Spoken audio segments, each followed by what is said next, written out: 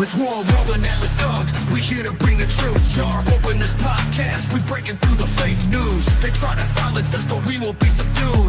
We're bearded alpha males here to save the youth. Spitting fire on the mic with the bass Christian takes. Exposing the lies, keeping the demons at bay. We ain't afraid to speak up. We won't be swayed. Jar open this podcast where the truth is laid. Jar openers, cracking open the lies. We're rolling Atlas Dub, we're here to rise. Bearded alpha males saving the youth from the godless demons, spreading the truth. We ain't playing games, we're on a mission to awaken the masses with our intuition. Pulling out the corruption with no inhibition. Jar open this podcast, sparking a revolution. We're not afraid to stand tall in a world full of deceit. We're the voice of reason, bringing light to the street. Keeping it real, never missing a beat. Jar open this podcast where the truth meets the heat. Jar openers, cracking open the lies. We're rolling Atlas Dub, we're here to rise. Bearded alpha males saving the youth from the godless demons, spreading the truth. Jar open this podcast where the truth will never cease. Join us on the journey to bring back peace. We're rolling Atlas Dub, fearless in our release. Jar open this podcast where the lies will decrease.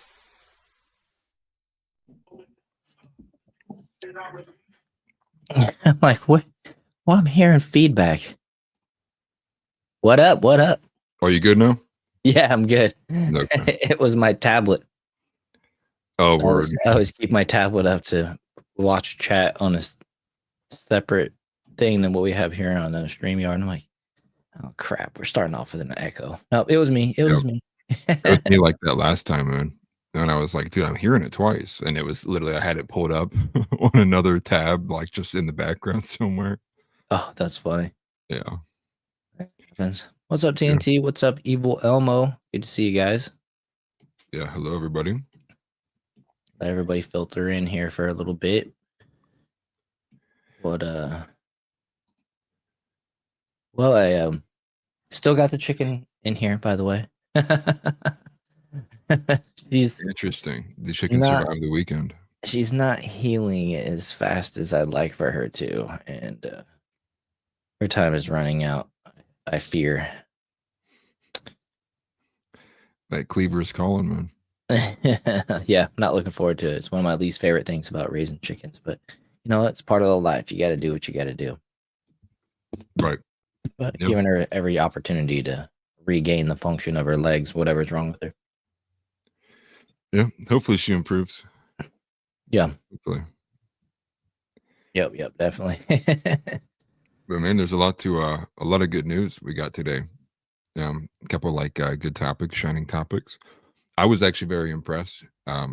What's the right word? Pleasantly surprised, actually, to see how this transaction went down regarding like the biggest news of the day, which is the, Bukele and Trump defying the Supreme Court order to return this, mistakenly deported man back over. I thought that was good stuff. There's some obviously always some negative news, but it's always good to have a good, bright and shining positive news story to start the day with. Oh yeah, definitely. I thought it was pretty funny. Everybody's meeting in the Oval Office like that, and the big topic lately is the Democrats saying, "Oh, they disappeared this guy," and I think they were actually saying that about the other guy first. The gay makeup artist guy. No, it was the dude that they're saying was running the pro Hamas rallies that they just. Mahmoud Khalil. Yeah, thank you. I couldn't remember his name, but yeah, the first, that's the new phrase. The Trump administration disappeared these guys, and it's like, wait a minute, that doesn't fit the definition of being disappeared when you know who arrested the person and you know where he is right now, and he is in contact with his attorneys and right. all this crap. That's not where he's going. Not disappeared that we're referring to when we say it, right? But that's their new slogan. So Brian Tyler Cohen used it about this dude earlier. I saw in an interview, or not an interview, but a little debate that he was having with Tommy Loren, and yeah, it's just like, bro, you guys got to stop. You're so disingenuous when you're out here just they're so passionately telling their story, their side of it or whatever, and framing it as facts whenever they sprinkle in these little lies that and little ways of framing in their debates, and it's just getting kind of annoying. Like most of us see right through it. And Right. Well, I thought Tommy's defense in that debate was really good, right? She was like, "Yeah, keep saying what you're saying, man. right. Like, yeah, you keep going, man. You think that's popular with the American people? Like, I ain't gonna stop you. Like, Right. keep talking, brother."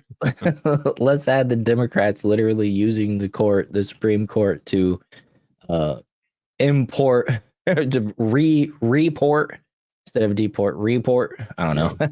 A person, that's basically been import. There it is. A person who has been deemed a terrorist, essentially, is the way that they've set up MS-13 and the cartels and proxy and everything like that.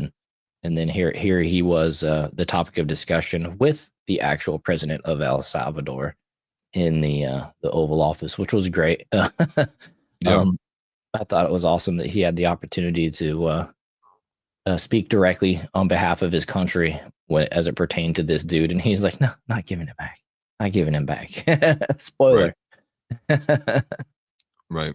And it's wild too, because like any kind of slight what's the right word? Any like slight caveat in the story, the media will always use to its advantage to like obfuscate like what the reality is of this case. And like what I saw multiple times, even with like the Tommy Lauren and Tyler Cohen debate, I also saw this with trying to think of what their name is. Yeah, I'm slipping on the name, but that argument of like this man was mistakenly deported, and like the U.S. even admitted it was a mistake, and then you go and you look at what the mistake is, and it's like, oh, he wasn't like mistakenly deported.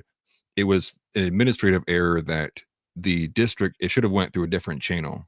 It was like a superseding, right? Like it should have went through like the district judge and like through the local channels of being arrested before like the feds got involved. And like that was the issue. So the Supreme Court was just ruling like they would have preferred and he should be imported to go through the correct process and channels. And like they're basically the Supreme Court's arguing the way that it happened was wrong. Like it should have went through a different channel. Right. He's like, if it was a mistake that he got deported, it was that he should have went through a more local process for it was like handled at the federal level. Right. But the cool thing about that is Pam Bondi addressed that claim directly. Yeah. And she broke it down in a pretty good way. Basically, let's see here. Is this isn't it? I'm trying to find the exact one. Yeah. Well, I mean, what she basically said is what I was going to say next, which is he never actually applied for American citizenship. Like he still technically is an El Salvadorian citizen. And therefore she was basically saying like, it's arrogant to say like we should be telling El Salvador what to do with its citizens because like he never legally applied, never was granted legal status to be here. So like at the end of the day, you can be here for 15 years, but if you're not ever become an American citizen, you're still going to be a citizen of the country you came from. Like it doesn't just like magically disappear, over time. Right. I didn't want to say it for her, but because I thought I had the clip right here. President saying it. See here. Dang, where'd the one go? That really sucks. I had it pulled up earlier. I used it actually in a different video. Let's see here. Maybe it's on this one. But it is good. Pam Bondi. Yeah, that is it. Sorry. I had to go to a different tab. My bad. No, but yeah, I want to play this clip from Pam Bondi because she breaks it down like rather well. Okay, let's go ahead and play it. Can President Bukele weigh in on this? Do you plan to return him? Well, I guess. Oh, dang it, that's not the right one. All right, now I'm all disheveled. Give me 1 second. It's somewhere in there. I know what you're talking about too, because I actually like literally just read the article. They quoted her for that. Well, she breaks it down that the dude has actually been through a local court, and that was who determined that he was a part of MS-13, and it was a county's ruling or something like that, that the federal government referenced and used to determine that this dude was a part of MS-13. He'd Yeah. already been through the process. It was two different sides of a federal judge. It was like in 2019.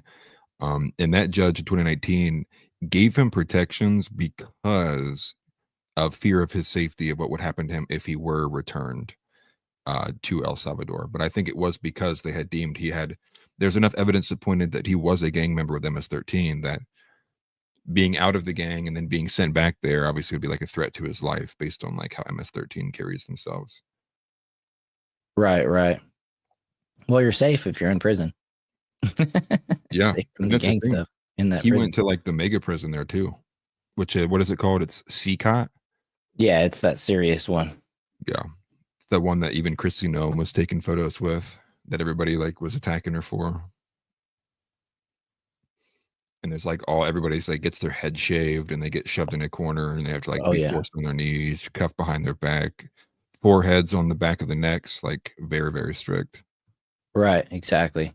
Dude, this is annoying. I had this all pre-posted and sitting here ready for us, and I even referenced it and used it earlier in a video. I guess maybe I can just play it directly. That happens to me sometimes, where like I'll write out the whole description for like a video I want to use, and then I forget to literally copy and like paste the actual link. So then I'll go there and I have all this description for it, but I don't have the actual video. So when I go to reference it, I'm like, I have no idea who posted it. You know, I do, especially when you hit the home button and you don't mean to, and it resets your entire timeline, and you're like, I'll never see that again. Like, that's gone forever. It's funny. I actually did that on Facebook earlier. I was going to watch a clip and I wanted to watch it on a bigger screen. I got one of those Z folds. And so I wanted to watch it on the inside, and it just like I refreshed my entire Facebook feed. I was like, okay, well, that's gone. Yeah. I don't even remember who posted it. Pain. All right, so let me see if I can do this.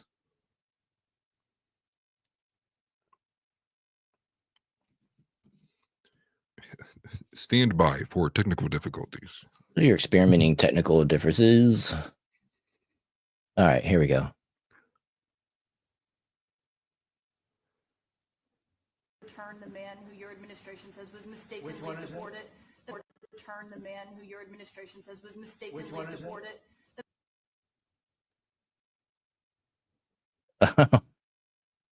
Come on, me. Let's go. Deported to El Salvador. There we go. Administration says was mistakenly deported. The man who was mistakenly deported to El Salvador. Well, let me ask Pam, would you answer that question? Sure, President. First and foremost, he was illegally in our country. He had been illegally in our country. And in 2019, two courts, an immigration court and an appellate immigration court, ruled that he was a member of MS-13 and he was illegally in our country. Right now, it was additional paperwork had needed to be done. That's up to El Salvador if they want to return him. That's not up to us. The Supreme Court ruled, President, that if, as El Salvador wants to return him, this is international matters, foreign affairs, if they wanted to return him, we would facilitate it, meaning provide a plane. So will you return him, And President? you are doing a great job. Thank you. Yep. So- She was spot on there. Yeah, so sorry, the volume was low. It was the best I could do. I recorded it, and then I usually pump the volume up in the editor, but I thought I'd be able to play it from the original source. So my bad on that. No good. Then it's like his whole name is like Kilmar Armando Abrego Garcia. I found it finally. Yeah, I have. Cool I name. see it right here. Kilmar Armando Abrego Garcia. Garcia. Sounds pretty American to me. Abrego Garcia. You gotta roll the R's. Yeah, I'm not gonna do none of that Southern shit. But yeah, let's. I'm hoping that we also, because I think I saw it right here. And there's a litany of all these videos. And really, it's like the best part is obviously Nakeeb saying, no, no, I'm not doing that. Right, which I think is this right here, is him saying that. Let me crank the volume up. Ask ¿Usted lo President liberaría, Bukele, what do you- Presidente what is Bukele? your- Can President Bukele weigh in on this? Do you plan to return him? Well, I'm supposed to suggesting that I smuggle a terrorist into the United States, right? It's always how can I saying smuggle? How can I return him to the United States? Like, I smuggle him into the United States, or what do I do? Of course, I'm not going to do it.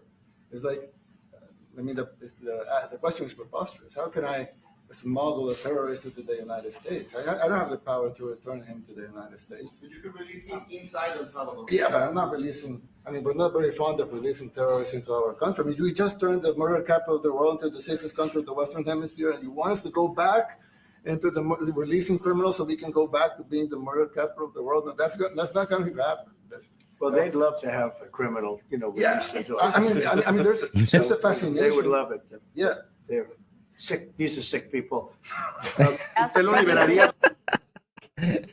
These are sick people. Yeah, those are the best. Like that's like Trump at his best, like at his apex point. Just taking all those side shots that people were like things that like normally you would never hear from a president.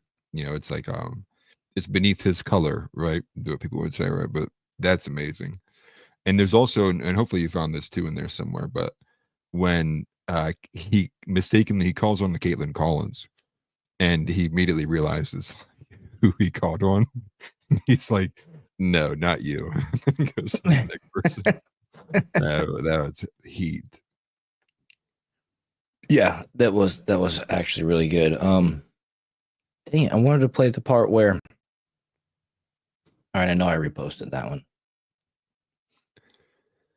And it's funny too because you have and I think ultimately for me, Put that on your voice. I think the best part about it is the fact of like this is great. We saw Trump look at the Supreme Court and say, nah, I really think I will, man. You know, it's like the what's his name in the Marvel series, you know, Captain America, that famous meme. He's like, no, I don't think I will.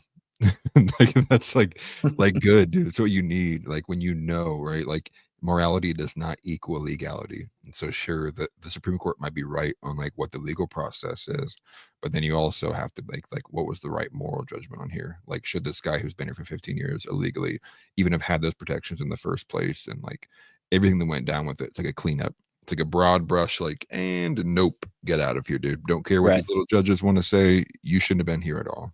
Been here for 15 years. You haven't made any attempts to becoming a legal citizen.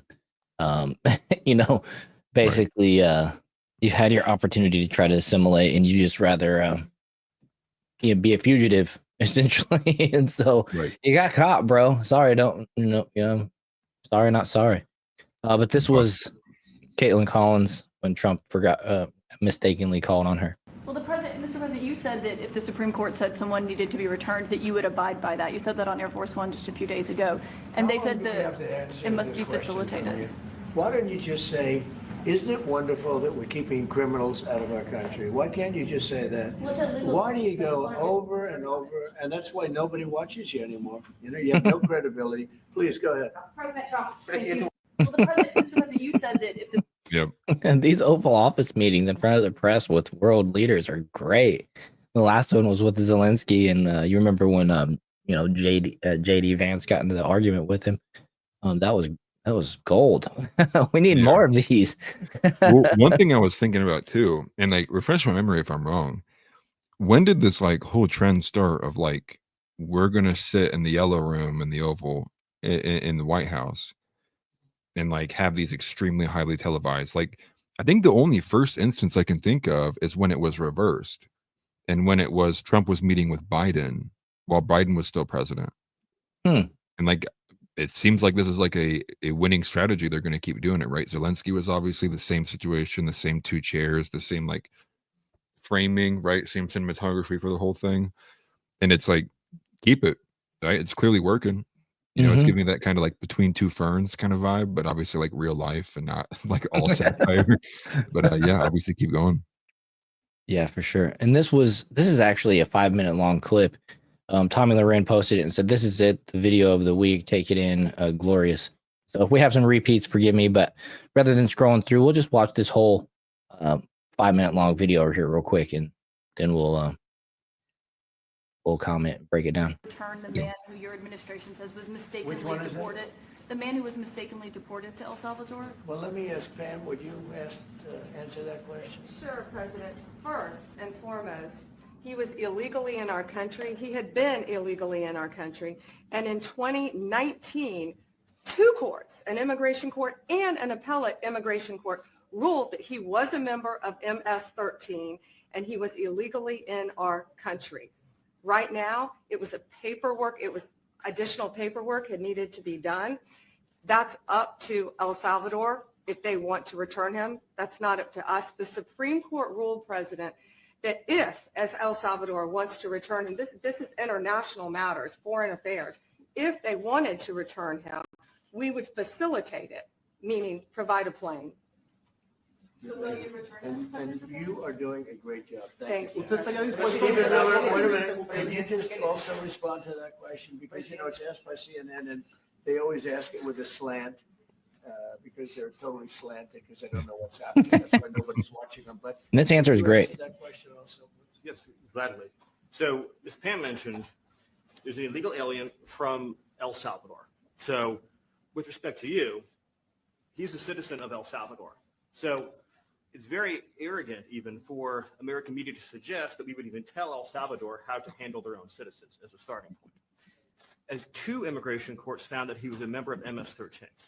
When President Trump declared MS-13 to be a foreign terrorist organization, that meant that he was no longer eligible under federal law, which I'm sure you know, you're very familiar with the INA, that he was no longer eligible for any form of immigration relief in the United States. So we had a deportation order that was valid, which meant that under our law, he's not even allowed to be present in the United States and had to be returned because of the foreign terrorist designation. This issue was then, by a district court judge, completely inverted, and a district court judge tried to tell the administration that they had to kidnap a citizen of El Salvador and fly him back here. That issue was raised to the Supreme Court, and the Supreme Court said the district court order was unlawful, and its main components were reversed 9-0 unanimously, stating clearly that neither Secretary of State nor the president could be compelled by anybody to forcibly retrieve a citizen of El Salvador from El Salvador, who again is a member of MS-13, which, as I'm sure you understand, rapes little girls, murders women, murders children, is engaged in the most barbaric activities in the world. And I can promise you, if he was your neighbor, you would move right away. So you don't plan But to the ask for Supreme anything Court's to get asking him back? to. And like with that group too, like I think that's everybody listed there, right? You have JD Vance, Marco Rubio, Pam Bondi, and then that back row looks like it's Kristi Noem, Susie Wiles, Mike Waltz, then Stephen Miller. Yeah, I believe so. I'm trying to think of any like big players like not missing or like missing from there. I'm trying to think of his like nominations. It seems to be pretty much everybody, like all the major players out of the Yeah. admin. Yeah, I don't see Tulsi or RFK, but they're kind of Oh, that's right. or Pete, but they're all kind of off in their designation, I think, or rather than working out of the White House. Yeah. Well, I guess like RFK shoulder would to make shoulder sense. with Trump on a daily basis. Right. I guess RFK may make a little sense because he's actually like head, right? But like, obviously Cash Patel's not there because he's like secondary to Pam Bondi. Right. I think if there's somebody else I wasn't thinking of. But yeah, you got all the major players in the room right there. That's good. Yeah. Just keep it going. Yeah, Keep definitely. everybody present for these kind of things. Right. Here, let's finish watching the last of this. In the Supreme Court, Steve, was it 9-0 Yes, there's a 9-0 in our favor? in our favor against the district court ruling, saying that no district court has the power to compel the foreign policy function of the United States. As Pam said, Okay, and that's the ruling, I believe, where they said whether Trump is taking this as a win, but the caveat that the Supreme Court added was something to the effect that every individual gets their appeal, essentially their day in court, to determine if they are or aren't legal, which completely screws the mass deportation concept if every single person gets a minute in court. Right. Not to mention the amount of judges, time being wasted, or judges that we have to hire on the federal dime. Same thing with the court appointed attorneys and stuff like that. I mean, great. We got to love it when we're making the judges and the attorneys, busier and more rich off the federal dime over something like this, which my quickest solution would be, and this is where they're getting their estimated numbers of how many people came into our country during the Biden administration, which is they're saying anywhere from 8 to like 10, 12 million people that they counted. Well, those are just people that they counted that used the CBP-1 app for the most part, right? People that came through entryways and were basically facilitated and assisted by the Border Patrol under Joe Biden to get in, right? Yeah. Busing, all the stories you heard of busing them, flying them to certain, red states and to their cities, trying to influence a few things. In my opinion, the total population, which controls when counted in the census, that gives states, their electoral votes, their count. So higher population, regardless of being legal or illegal, higher the population, the more electoral votes a state gets. So one way, you know what I mean? And then just how we've seen it, New York and some of these other places were literally giving them debit cards and everything like that. But these people that came in through the CBP-1 app, it's a simple solution to me. They don't need their day in court. They're literally, it's on paper. It's in the app. They had to fill out something. They had to have a cell phone tied to their identities somehow in some manner. And so if these people are in the system coming through the border, coming across the border via the CBP-1 app, that's simple. They shouldn't get a second in court, and none of them really should. The burden should be on them to prove that they belong here, not on the state or not on the federal government to say that they don't belong here. In this case, you know what I mean? But I don't know. That's kind of a slippery slope conversation too, because then you're just talking about the federal government just deporting whoever they want. But if they start deporting American citizens, shit's going to hit the fan really quick. So I think that's a problem that would resolve itself rather quickly.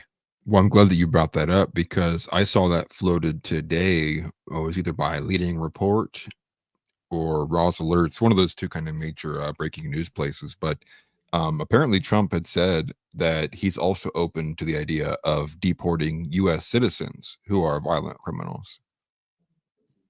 Which is like, I heard that Trump said something about that. Floated the idea of sending American citizens to the El Salvadorian prison. Yeah. Maybe that's exactly what should happen to Karmelo Anthony. Right. That's funny. But it is a slippery slope, then you start, outright like ripping out foundational kind of like rights and things like that. It's a whole different kind of question and philosophy. Right. If this was done the other way around, essentially J6 happens after this point, those people are going to be going to the El Salvadorian prison. So we don't really want to endorse that type of government power. But like I said, if they came through the CBP-1 app, that's a just no brainer, common sense, very simple to resolve in my opinion. And if the people are saying, no, that's not me, I didn't do that, then we don't know who they are and they go out either way. Right. But let's play the rest of this, the last couple of minutes. The ruling solely stated that if this individual at El Salvador's sole discretion was sent back to our country, that we could deport him a second time. No version of this legally ends up with him ever living here, because he is a citizen of El Salvador. That is the president of El Salvador. Your questions about it, per the court, can only be directed to him.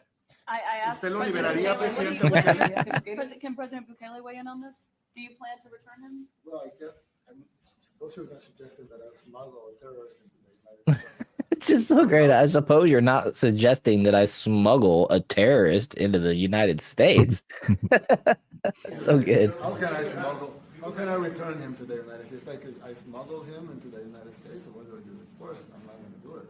It's like, the question is preposterous. How can I smuggle a terrorist into the United States? I don't have the power to return him to the United States. You can release him inside El Salvador. Yeah, but I'm not releasing. We're not very fond of releasing terrorists into our country. We just turned the murder capital of the world into the safest country of the Western Hemisphere, and you want us to go back into releasing criminals so they can go back to being the murder capital of the world? And that's not going to happen. Well, they'd love to have a criminal, Yeah. released into There's a fascination. They would love it. Yeah. Sick, these are sick people. Marco, do you have something to say? Yeah, I mean, Stephen Island, I don't understand what the confusion is. It's so good. This individual is a citizen of El Salvador. He was illegally in the United States and was returned to his country. That's where you deport people, back to their country of origin, except for Venezuela that wasn't refusing to take people back of places like that. I can tell you this, Mr. President. No, the foreign policy of the United States is conducted by the President of the United States, not by a court. And no court in the United States has a right to conduct the foreign policy of the United States. It's that simple. End of story. But the left just doesn't understand that. And I don't know why they have such a hard time understanding that the judicial branch doesn't run our, foreign relations. That's why we elect the president. That's what the executive branch is for. Yeah, man. I Literally, saw one of the sole purposes of the federal government is to keep us safe within our own borders, right.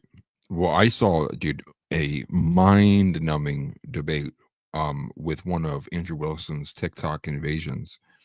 And with that, he was arguing with some guy who was basically saying, like, the Supreme Court not only just like interprets the law, but also enforces it, and like could not for the life of him understand, or maybe he was just being obtuse, but like with the executive branch was basically like saying, not understanding the concept of like what it means as a check and balance when the executive or the executive branch decides to not defer to the Supreme Court ruling, as like an obvious function of the executive branch is the option of they can decide whether they will or will not follow the court orders. I mean, basically, like they decide, like, hey, no, the Supreme Court made a mistake here, and the executive order can continue to go forward. And then obviously the judiciary's, response to that can obviously be to file another lawsuit based on new grounds and things like that too, or someone can file a lawsuit and get it interpreted in the Supreme Court. But it seems like there is like a broken kind of concept from a lot of these left-wing individuals that they do think like if the Supreme Court says it, like that is like the highest rule, like the high. If the Supreme Court decrees it to be so, and not understanding like the outside of the strict paperwork kind of actions one can take to be able to like move forward and like how we interpret laws and such. And it just made me sad too, because it's like this guy's like a 28-year-old guy, and it was like had to been the most retarded individual I heard speak or utter the English language in a while. And it's just sad because I think a lot of left-wing people do have that kind of concept where they see like, they see Trump defies court order. They see that as like, our president just did a big illegal, guys. Our president did a big illegal so bad, and not understanding like, obviously, like he can go outside the bounds if he so sees fit that it needs to be enforced some different way. And it's just like, yeah, dude, people are so broken. I mean, brain busted, especially when you get your news nonstop from sloppy individuals like Rachel Maddow and Caitlin Collins. Right, exactly. It's like your idea of what the law is in America is probably so skewed and so broken that you get to this point. Like for me, it's like I have a harder time feeling, getting angry with these individuals. It's like, they're just dumb. Like, right. It's not like you're actually being like evil or nefarious. It's like you're literally just retarded. Right. It's like you don't get mad. You don't get mad at them for being what they are. You just accept it. Right. Right. Like when the Down syndrome guy hits me in the back with his cart, but in his mind, he's like, he's having fun. Meanwhile, I just got hit with a cart like at 20 miles an hour. I'm like, whoa, what just happened? And you realize they got Downs, and you're like, oh, okay, man. Like, it's cool. It's cool. Like, I get it. Like, it's kind of how you have to treat Democrats. Like, they are just literally like what Elon says, like they're subtards. Like, how are you so capable consistently of being subhuman? It's kind of a phenomenon, but they keep at it. Yeah, for sure. It's funny. Let's see here. TNT says Caitlyn was a little haughty when she was at Fox, and then she went left, and her face always has a nasty scowl and a snide smile. Yeah, for real. I always thought Caitlin Collins was a trans man. That's funny. Well, it's like some of them would be pretty if they weren't just such vile, progressive lefties. Like, what's her name?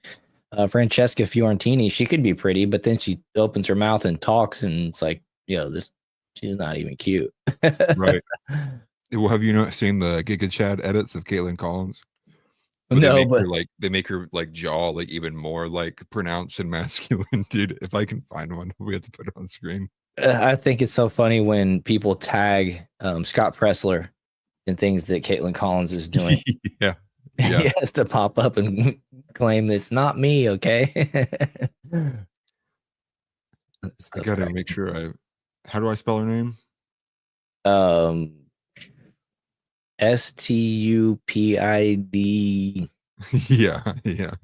Democrat biatch. I can't remember how to spell her name, dude. She's not popular enough for me to know it on a first basis.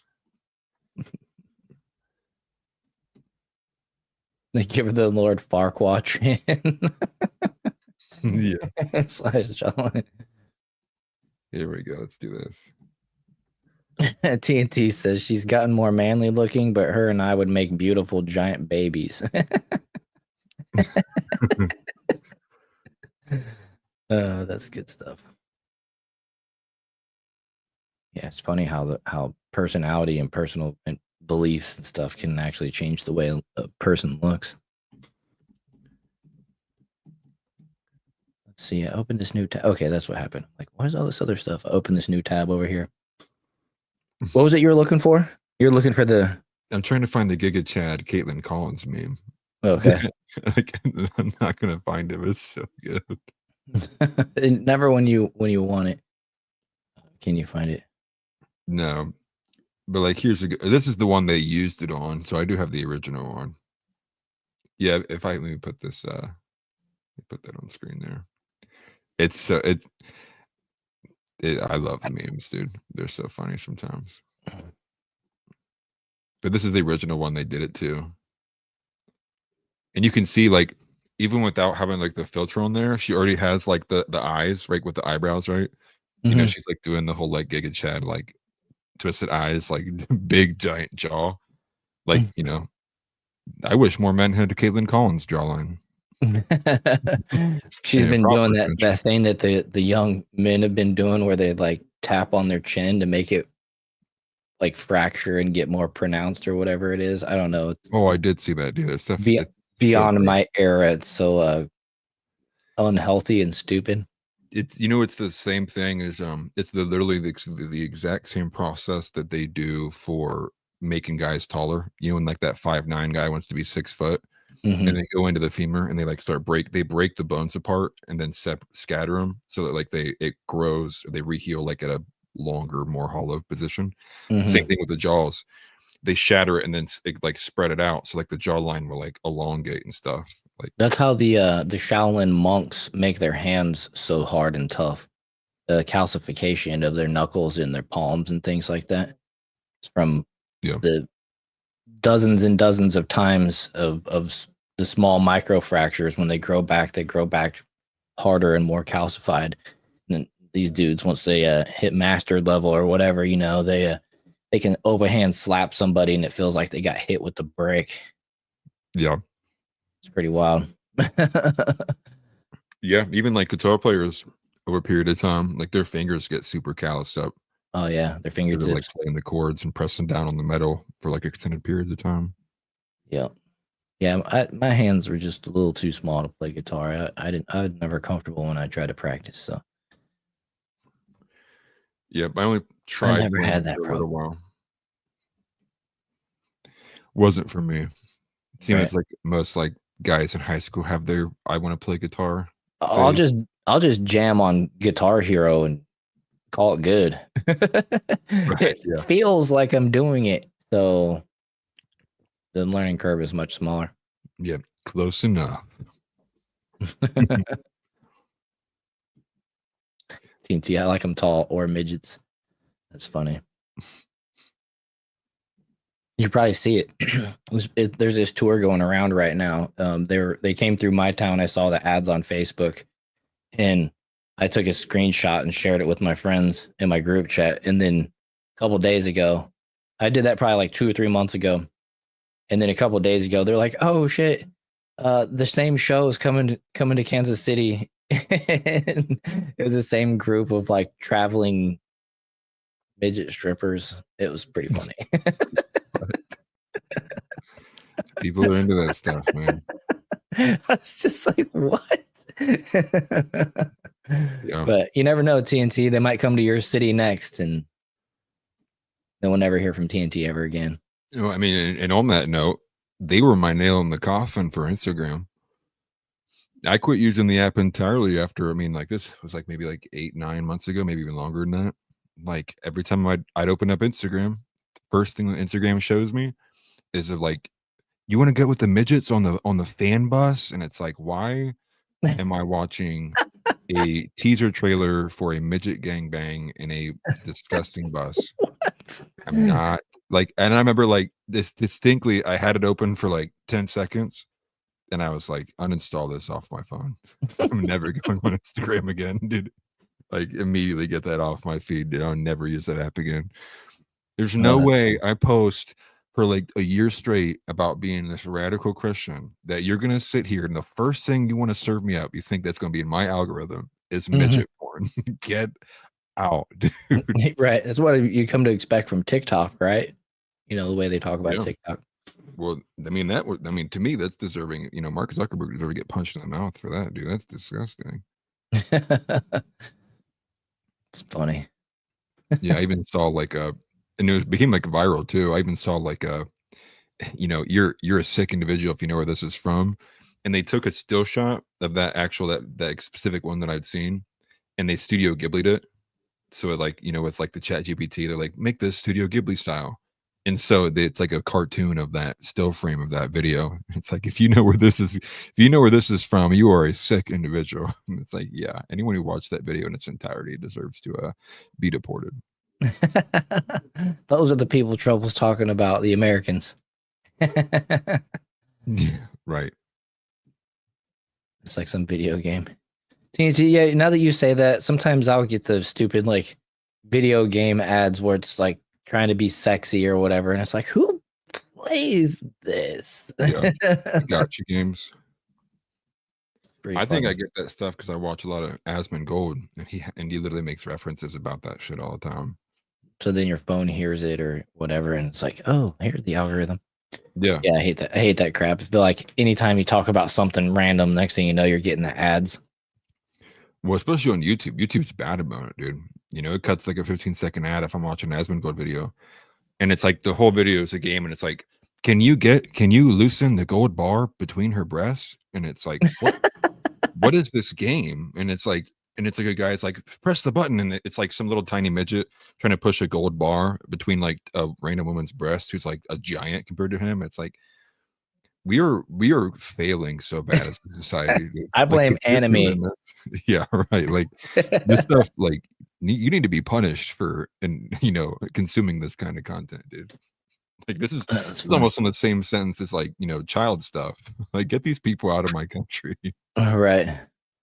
Like when I was a kid, they banned Joe Camel from the freaking Camel cigarette commercials because it was like a cartoon, right?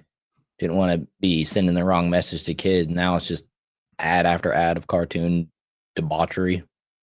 Yeah, I don't remember who I was watching, but you remember those candy sticks that they eventually outlawed, where it was like you could buy like a carton box, and it was like they were meant to be like kid cigarettes, but they were candy. And you'd get a box. Well, I'm pretty sure whoever I was watching said that like there was multiple companies who made those, but one of the more popular ones was actually funded by a large tobacco company because their whole ploy was to try to get kids hooked younger and like kind of like want that, right? Like get in that mode of like the FOMO of wanting to have cigarettes. So it would like kind of prime them for when they were old enough to buy cigarettes. They'd obviously already be into it. Yeah. Crazy. Right. Yeah, that makes sense though. Get kids wanting to smoke the real thing. Yeah. So the judge today, I think it was today at least, the story is out today, has reduced Karmelo Anthony's bond, which led to him being let out of jail today. And actually I had a story. I got to pull it up in this tab right here instead of the other one, but it is it's actually the top story on Daily Mail. I'll just go ahead and add it to the screen right here. Oh, wait, that's you. Yeah, let me stop sharing that. No more of Enough that. of her. Ah, my eyes. I swear to God, if I go on YouTube later and it shows me Caitlin Collins stuff, I'll put a hole through my screen. Well, it sucks. You want more Caitlin Collins? since I source the Young Turks for my daily videos, I subscribe to their channel and some of the other channels that I wouldn't necessarily subscribe to. And recently they started sending me notifications for the Young Turks videos, and I'm just like, no, you're taking up I don't want that notification on my phone. What are you guys doing?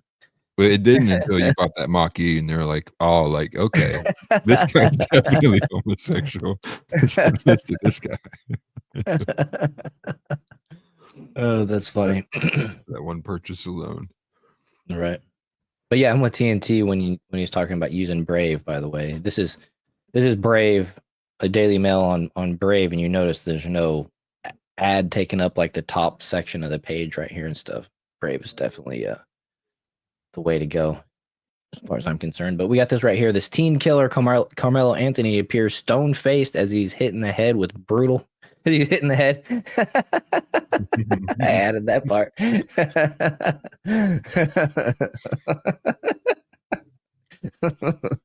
My bad. Teen killer Karmelo Anthony appears stone-faced as he is hit with a brutal question after being freed from jail. The teenager accused of stabbing another student at a high school track meet was stone-faced when he walked free from jail today. Karmelo Anthony, 17, posted bond on Monday after a judge lowered the amount from $1 million to $250,000. Anthony was unflinching as he was bombarded with questions about his alleged vehicle. 17-year-old Austin Metcalf, who died in his twin brother's arms following the April 2nd altercation. As Anthony walked free from Collin County Jail on Monday afternoon wearing a gray suit jacket and black collared shirt, he ignored the chaos around him, stared coldly ahead as he made a beeline for a waiting car.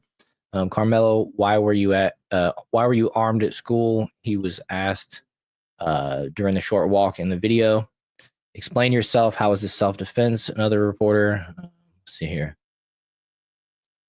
17-year-old appeared in court Monday as he faced first-degree murder charge on the death of Metcalf that was stabbed in the heart. I thought they said that he appears stone-faced. Where's the brutal question? Okay, so they're basically saying that he was not going to answer. Of course he's not going to talk, right?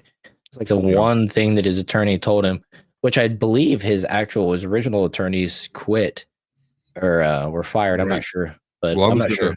I was going to throw that in there. A couple of things that dropped that like blew my mind about this story, which you're about to get into here in this part of this article here. Mm-hmm. I had seen from other, smaller time sideline reporters that there's apparently a video now that's not public, that apparently someone had taken of the track meet of the incident, or at least leading up to the incident. And that alone, I think they're saying once his defense lawyer got word that there was a video and he had details about what the video contents were, he stepped away. So it's obviously a big sign that like he's not going to win the self-defense case in there. So he's excusing himself early. But the second thing is in regards to the donations, which is insane to me because I read into it a little bit earlier, and they're apparently like not intending on using any of those funds to help process or post bail. They're going to use that money to buy a new home. I thought it was for legal defense. That was what it said on the Give Send Go thing, I believe, right? I mean, yeah, but apparently, I don't know. It said his family, so I don't know if his mom or his dad was responding to these questions, but they said that they were going to use it to fund a move and also be able to buy private security. That's what they're going to use those funds for. Sounds like BLM to me. Right. There should be some type of obligation to spend the money on what it was fundraised, on, which was legal defense. This came with a little video here. Let's click this video. This is just him walking out. Appearing stone-faced while the reporters asked him questions. I know. Karmelo Anthony. Karmelo Anthony. We're up. Yeah. More like he probably doesn't have many thoughts in his head anyways. When you stabbed that kid, why did you aim for his heart? Karmelo Anthony. Right. Why did you bring a knife to a track meet? Well, my thing too is like, even if, even if I did give him the benefit of the doubt that he had a higher than 90 IQ, I still wouldn't be answering questions. Like, I don't know what the reporter's end game is here.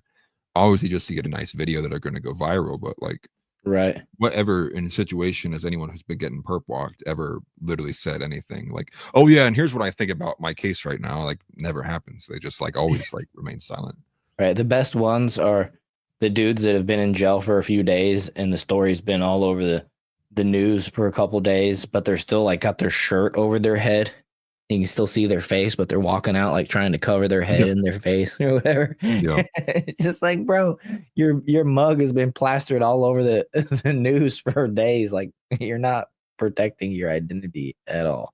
Right. But Makes me think of like that ridiculous moment when Mark Sanchez tried to hide the fact he was eating a hot dog on the sideline.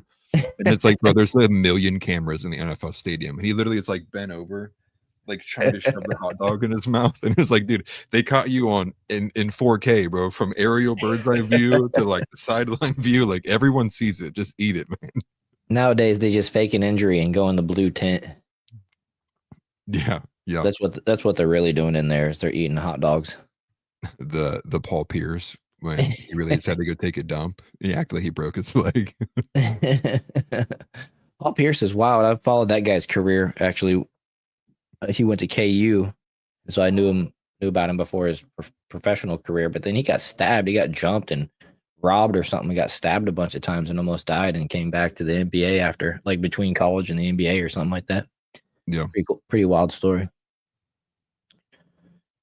Well, let's see here. During the hearing, prosecutors had asked his father, Andrew Anthony, why he would not use more than $415 in donated funds for his son's defense and pay the original $1 million bond, given it had been reduced to $250,000.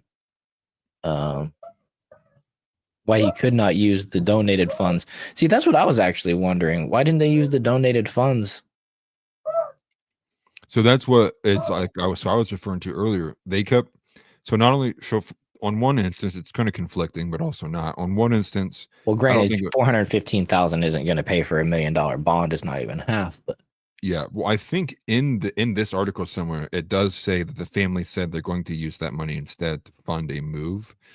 But then in another article, I read that they said something about how they don't have access to the money. That it's not as simple as just like you getting the money out and using it, something like that. So. It says here, Anthony's attorney, Michael Howard, said regarding the money, it would be disingenuous to say there isn't money, but it's not a bond fund. This family needs to be able to survive. So they're saying it's a survival thing, which, of course, they're the victims now of everything, when really they're the family of the, I think it's safe to say, murderer. I mean, apparently there is a video that the police have of the incident, and we haven't seen it yet, but. Dude. Yeah, and what reality is there going to be a bunch of angry whites coming out with pitchforks and torches wanting to lynch this kid? Like, yeah, give me a break, dude. This it's projecting what they would do. This is a projection. This is a projection of what they would do if the situation, you know what I mean? If the situation was turned around. So they're like, they're going to do this to us because that's what we would do to them. And that's what the left does, you know, a lot of times when they fearmonger is, they're saying the reality of what they're saying is this is what we would do instead of Roadrunner, you say alleged, please, but I mean it's really not alleged. The dude's been identified by people that knew him to the police. He admitted to the police that he did it. I mean, you can say alleged, but I mean really everybody knows, and the kid's basically admitted to the police in the police report without the police officer asking, admitting guilt. So, I mean, it's hard to say. I mean, you can say alleged, but.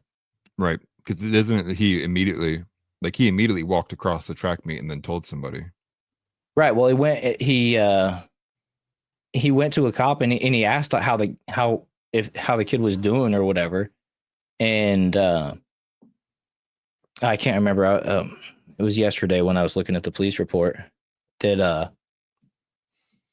somebody that knew him, it was an unnamed person, a man that knew him beforehand, saw him do it or knew that he did it, identified him to the police. The police went over, and that's whenever they had the altercation, and that's when the kid was like, "Oh yeah, that's what he said." He said at first, he's like, "It was self-defense," and then in the interaction, he asked if the kid was going to be okay. So his initial, admission was claiming that he did it in self-defense. So it just is what it is. I mean, whether if it's alleged or just, whatever, it's a bad scenario. Right. It's a bad situation, of course. Yeah, TNT's right. You only need 10% to post to get out. Oh, Get that's out on right. bail. So So you only 10% need of $1 million would have only 25,000. been 100,000. That's right. Okay, that's true. Right. Even initially with the $1 billion bond, they could have used the funds would have been more than enough to get them out. Yeah, they had 410,000 according to these numbers, or 415,000 or whatever in donations, and it would have only been a 100,000 to get him out. But once they reduce it to 250,000, then what? It's 25,000 to get him out. That's Right. I guess saving themselves enough to pay off my house. So good for them. Right. That's what they're gonna do. Yeah, they look at the housing market and they're like, they're moving on up. Yeah, we rich, bitch. like if the judge lowers this, man, like we'll get you out. But right now we're looking at homes, buddy. Oh, good luck. Hope you win your case. Right. It's crazy. It's like our son did this, but we got a new house out of it. So we visit him once a month in Rikers. Right. Well, imagine like the reality setting in. Like, say we'll take the word for it, right? They're like, this family's like, the KKK is going to come lynch us in the nighttime if we don't get the security, right? Now imagine the realization that kicks in, like when it's 2 a.m. and they've been open, they've been awake all night. They've been looking through the shutters, and like the only person that comes up to them is a white person. They're like, hey, like, we feel really bad about the situation that's been going on, man. Like, I donated to your fund. Hope it works out. Like the realization they have, they're like, wait a minute, white folks don't behave like this. Like maybe we got something wrong. But Right. I'm not taking that. That's giving them too much benefit of the doubt. I feel like Right. this is a BLM move. Maybe they're. I mean, the taking fact they advantage want to of this run time. to safety and hire, private security and all this stuff, is 100% suggesting that it's, racially motivated fear. It's just nonsense, man. That's irrational fear. And I'm pretty sure that the attorney that took over is one of these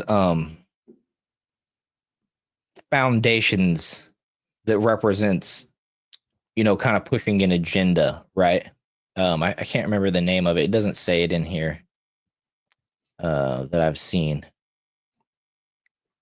But that's what I was actually wondering about when I initially mentioned that his original attorney quit was fired. I wasn't sure because it seemed like, where's Johnny Cochran? Like one of these organizations came in there and were like, nah, you don't want that attorney. You want somebody that's going to represent you like on the woke level, you know what I mean? Or whatever. And we'll do it cheaper. We're doing it because we're a foundation. We got donations, and we want to have another case like this under our belt that's going to make us look better in the future, type scenario. You know what I mean? Yeah. We can turn this in. We need a non-binary woman of color to protect this brother. Right. They're sitting there saying, like, you're going to have statues built of you by the time we're done with this court case. Not only are your parents and not only are you going to be free, y'all going to be living in huge houses and whatever, right? Yeah, I mean it's sad, but one of the things too is like people keep trying to like ignore the racial component to it, and it's like that. It's like it's not going to go away. Like when I'm seeing like reporters who I would never think utter things in my entire life say things like, and I can't remember what that reporter's name was, but it blew me away because I never see any takes like this. But they quoted one of these like news stories. I think it was about the bond being released, and she was like, it's from a girl too, and she was like, the real issue that needs to be discussed with this case is not the individual case here, but the issue. She worded it, but the 500-pound gorilla in the room is what's going on with young black males, and like that needs to be the main story there. And when you see a reporter say things like that, it's like, I mean, I agree, but it's also like, okay, now clearly it seems like people are feeling a bit more bold in what language they're using to describe how they feel over like racialized situations, instead of getting like that just tried and true preamble you get from conservatives. It's like, no, I'm not racist, guys. No, I'm not Right. racist. Look, I have a black friend. Look, I'm good friends with this black man over here. Okay, now that we got that out of He's the also way. gay. He's also Yeah, gay. right, exactly. And truth be told, now I saw a good clip talking about Jason Whitlock in this kind of same light, and saying like, no, listen, like the whole reason you're successful because you're a failed sports commentator, and I'm saying this as somebody who I like a lot of Jason Whitlock's takes. Your role as a failed sports commentator who couldn't make it in that world when you turn to politics is to be that token. That's not true about Jason Whitlock. I was listening the day that he quit. It was epic. Yeah, I can tell right. you No, about it if you want. I don't think he can actually right. talk about it. I think he's legally barred. I try to get him to talk about it whenever he's on other shows. But Yeah. not to derail, I'll tell you guys the Nope. story here when you're done with this if you want. Right. No, and I like Jason Whitlock. He's one of the Mhm. examples of a conservative, like just getting excised from that arena because he wouldn't play ball with them.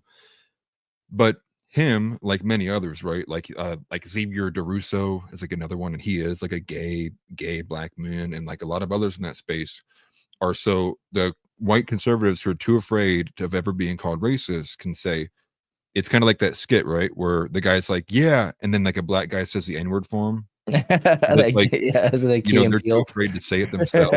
Like that's kind of like what Jason Whitlock is for a lot of conservatives. They're like, okay, now here's what I think about black people, and then it plays a clip of Jason Whitlock, and you're like, I agree with him, and it's like their way of like saying their complaints about the black community without actually saying it themselves. They get to use Whitlock as like a mouthpiece, which I do see that there is tokenism. Mhm. Brandon Tatum, that's the other one I was trying to think of too. That people point yeah. to and they're like, oh yeah, look, see, Brandon Tatum thinks this, but you never say it yourself. You always kind of resort to someone of that color actually saying things. Right. Which, you know, it's funny to that point about Brandon Tatum is I feel like he doesn't put out nearly as much content as Tim Pool does. Yet his following, I think he's like at 4 million subscribers, whereas Tim Pool, I don't think he's hit 2 million. And I think a lot of that is what you're kind of saying is to the point that people are like, oh, I need to have this black guy that I can share these opinions to my black friends or whatever, rather than me saying them, kind of type Right. of thing. And also, I think he gets the support from black people that don't necessarily want to support or know about the Tim Pool. Yeah. It's just Well, interesting story about observation Whitlock, that I've made about the two. But yeah, the story about Whitlock quitting is actually really funny. He used to do sports talk. Well, he started off, he was like one of the main columnists for the Kansas City Star, which is the biggest newspaper in Kansas City. And he's always writing sports pieces. And then he eventually moved on to sports talk radio while still doing his journalism, like writing. And he was super hard on the previous the owner, it's the same ownership, but now like the son has taken over for Lamar Hunt. And I don't remember if it had happened yet. I think it was just after Lamar Hunt died, like within the 10 years after he died, and his son had taken over the ownership of the Chiefs. And we had Carl Peterson as the GM, and he was great, but we just couldn't bring the championship. And so it was like Jason Whitlock started this thing called No Salary Cap Limit Soldiers. It was like a spin of the Jay-Z No Limit Soldiers, right? Yeah. And that was all big around the same time. And so he had this like whole big following. He was doing these events like at the local bars and stuff. Come out for the No Salary Cap Limit Soldiers party, buy the shirts, or we're giving away 100 shirts or this and that, or whatever. And it got to the point where 610, the station that he was on, and I don't know the details specifically because it's all kind of, non-disclosured, I think. But what I witnessed, because I was listening every single day. That's what I used to do. I used to just listen to sports radio and pay attention to sports. And I actually thought that at one point I'd go into sports radio myself. But Right. I was listening to Whitlock, and I think what was happening was 610 ownership was like higher ups were telling him, hey, dude, quit picking fights with the Chiefs. We want to have a relationship with them. We're one of 2 sports radio, stations in the city. We want to have a good relationship with one of the 2 big franchises. Well, with both of the 2 big franchises in the town, the Kansas City Royals and the Kansas City Chiefs. And you're alienating us from them. They're giving all the interviews over to the 810 guys, blah, blah, blah. And he basically, locked the door to the studio and he stayed on air without running commercials for like an hour and a half, 2 hours. And it was like his protest. And I think he did it on the whim and just realized like I'm quitting today. And so this is how I'm going to quit. And it was just so funny because he stayed on the air and locked himself in the studio. And then all of a sudden, like I had realized at one point, I'm like, man, they haven't gone to commercial in a while. And he's been ranting. And then next thing you know, long commercial and he's not around when they came back. And it was like, oh, well, Jason's gone. He's leaving the building. Don't know what's going on. And so, yeah, he was never on the sports radio scene after that. So then I think he moved on to YouTube even after that or whatever. But still, it was epic, dude. It was one of the greatest days of sports radio. Well, he history. did. He And he won't joined talk with Marcellus Wiley when Marcellus Wiley left. Man, he always did that big show with that blonde chick. And Marcellus Wiley eventually left there, and then Whitlock for a short period was with that crew too on TV with Marcellus Wiley, and there's a couple other guys. Maybe it was like that Emmanuel Acho guy too. It's almost like an all black crew. They're doing sports stuff. But yeah, he's always been like, well, going over the top. I mean, similar to Will Kane as well, right? Like Will Kane also just couldn't stand the fact that like he was so boxed in on what he was allowed to say at ESPN. He's like, F it, and went to Fox. Props to him too for it. I remember watching like Will Kane segments, and him and Stephen A would get into arguments all the time. And a lot of it then would be around like things like salary cap and such. And A for the sideline for the sports talk, because I mean me and Maura both watch a lot of sports. But I'm pretty sure it was Joe. That's what ran Joe Dorsey out of town. Was people began to get really irritated of how bad the salary cap problems were in Kansas City. That was like with the Alex Smith era too, right? Like you guys were in the playoffs consistently, but like I want to say it was right at the beginning of. It was just before Alex Smith. I want to say it was like the Todd Haley coaching days where we were running out quarterbacks like Tyler Palco and dudes you've never heard of before, but they're all for some reason named Tyler, which I thought was cool. But and it was beneficial because when Joe Dorsey got bounced out of Kansas City, that's when Dorsey started his stint with Cleveland. And turned Cleveland all the way around, was drafting like Baker Mayfield. Well, I think Dorsey's last year to draft was the year he picked Patrick Mahomes. I could be wrong, but I'm pretty sure he drafted Patrick Mahomes, and then that was his last year in Kansas City. He's got some good draft picks. Yeah, in his but he keeps getting rid out of franchises because like he literally does not care about a salary cap whatsoever. I'll sign them all, guys. Like, put it on paper, and then you're screwed on the luxury tax. And that's really what the issue is like the GM's not the one that's got to pay the luxury tax. It's the owner of the team.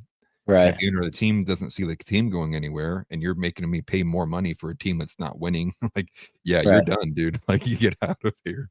Yeah. The thing that Mahomes becomes like one of the greats, like shortly thereafter. Yeah. And I think one of the things that Whitlock was doing was he was exposing how the salary cap, there was a huge easy workaround, which was signing bonuses. And he was calling the franchise stingy for not giving signing bonuses and putting together an actual winning team, and just basically giving us, winning teams. We always had a historically winning team that would make the playoffs. They would just lose in the first round of the playoffs every time, or even if they had a bye, they would lose in their first game.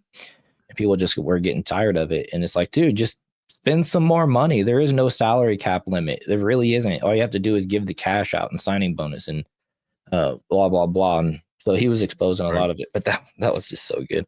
Totally derailed from the conversation on Whitlock there, but I've been a fan of the guy ever since I was in high school, just reading the articles and stuff like that. And he's one of those dudes who's like the first person really that you would agree with him one day and then completely disagree with him the next day. And I think that is actually the mark of a good journalist or a good entertainer or whatever, where you still go back and listen just because, like, even though you hate their bad takes, like their good takes are just that good or whatever. Right.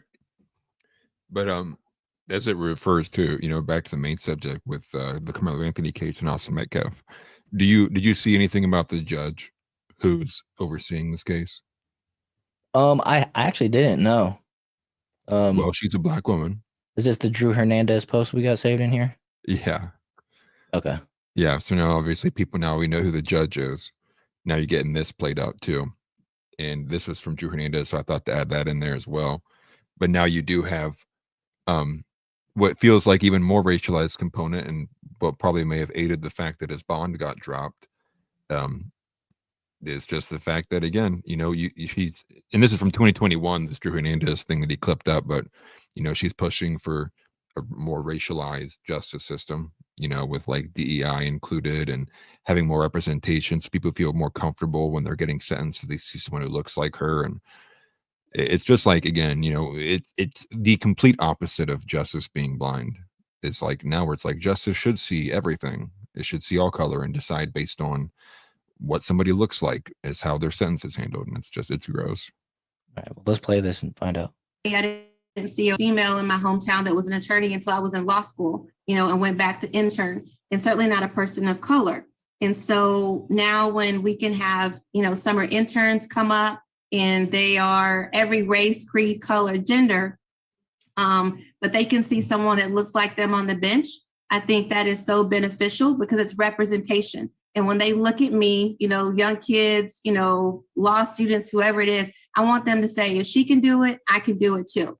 I didn't see a female. Cool. It's just the court. It's the court system. There should be no DEI. There should be no anything other than the law and its interpretation determined by the lawyers that present the cases and the judges and the juries, right? Right. The nonsense needs to just remain nonsense off to the side. And it's just crazy that people are out here hyper focused on this instead of doing what their job is. And these people all work for the cities or the states or the federal government. Like, this is what our tax dollars pay for one way or another. It's just such a misguided missile, right? It's way off target. Yeah, and going off of what Tick said there, it says funny, they only say person of color when they wish to portray victim or innocent black. I think it's even a bit more nefarious than that. I think the reason why you do see people saying persons and people of color all the time now is it's an us versus them. It's literally every other race on earth versus white people. It's a way to do an us versus them, and it's it's a way to kind of say there's two distinct groups. There are white people who act and behave and treat people one way, and then there's everyone else. But they do it in a way that attaches almost like, not almost, but it attaches all the negative connotations of what you would have from an us versus them perspective. I think it's even less so about, on a black singularly, but more so just about like how to always frame things as if like it's every other race on this planet is like trying to live and not be oppressed by, white people. Right. It's crazy because it kind of relates to, I was watching Andrew Wilson last night on the Whatever podcast, and he was talking about how men and everything that women gain is at the expense of men, like lawfully wise and just everything. And it's kind of like applies when it comes to society somewhat. Maybe I'm wrong, but I see kind of a parallel in there. But yeah, I mean, at the base level, yeah, I mean, the women only have rights because men choose to protect them, right? It's only because men decide that they don't want to, that's what they're willing to protect and enshrine. It's like the tried and true, like, if men overnight, all men at once were like, you know what, women shouldn't have any rights anymore. They simply wouldn't. I mean, it is literally so much is at the behest of men. And the women are like, well, no, because you're not going to stop us. And it's like, yeah, but if all men overnight literally said no, right? It's like, you're not going to overcome men physically with force, right? It's impossible. Especially when it comes to like the preference doctrine, right?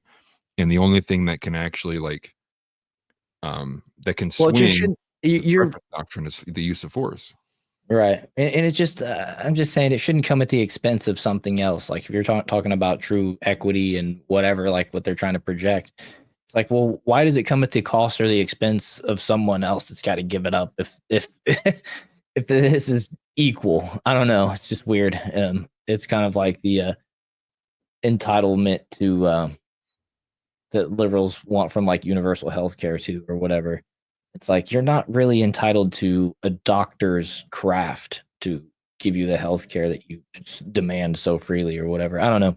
Right. We're not entitled to someone else's labor Right. at the end of the day, which is like my kind of overall issue when we do talk about, socialized healthcare systems. Like, how are you going to say, like, by proxy, if I have an injury, I'm now like, I now, for whatever reason, God ordained, they may think that this person, this doctor or nurse must be forced to give me the treatment. Right. It's like you're not entitled to other people's labor whatsoever. Yeah, for sure. So moving on, I didn't see anything about this mRNA vaccine. Yeah, it caught me off guard.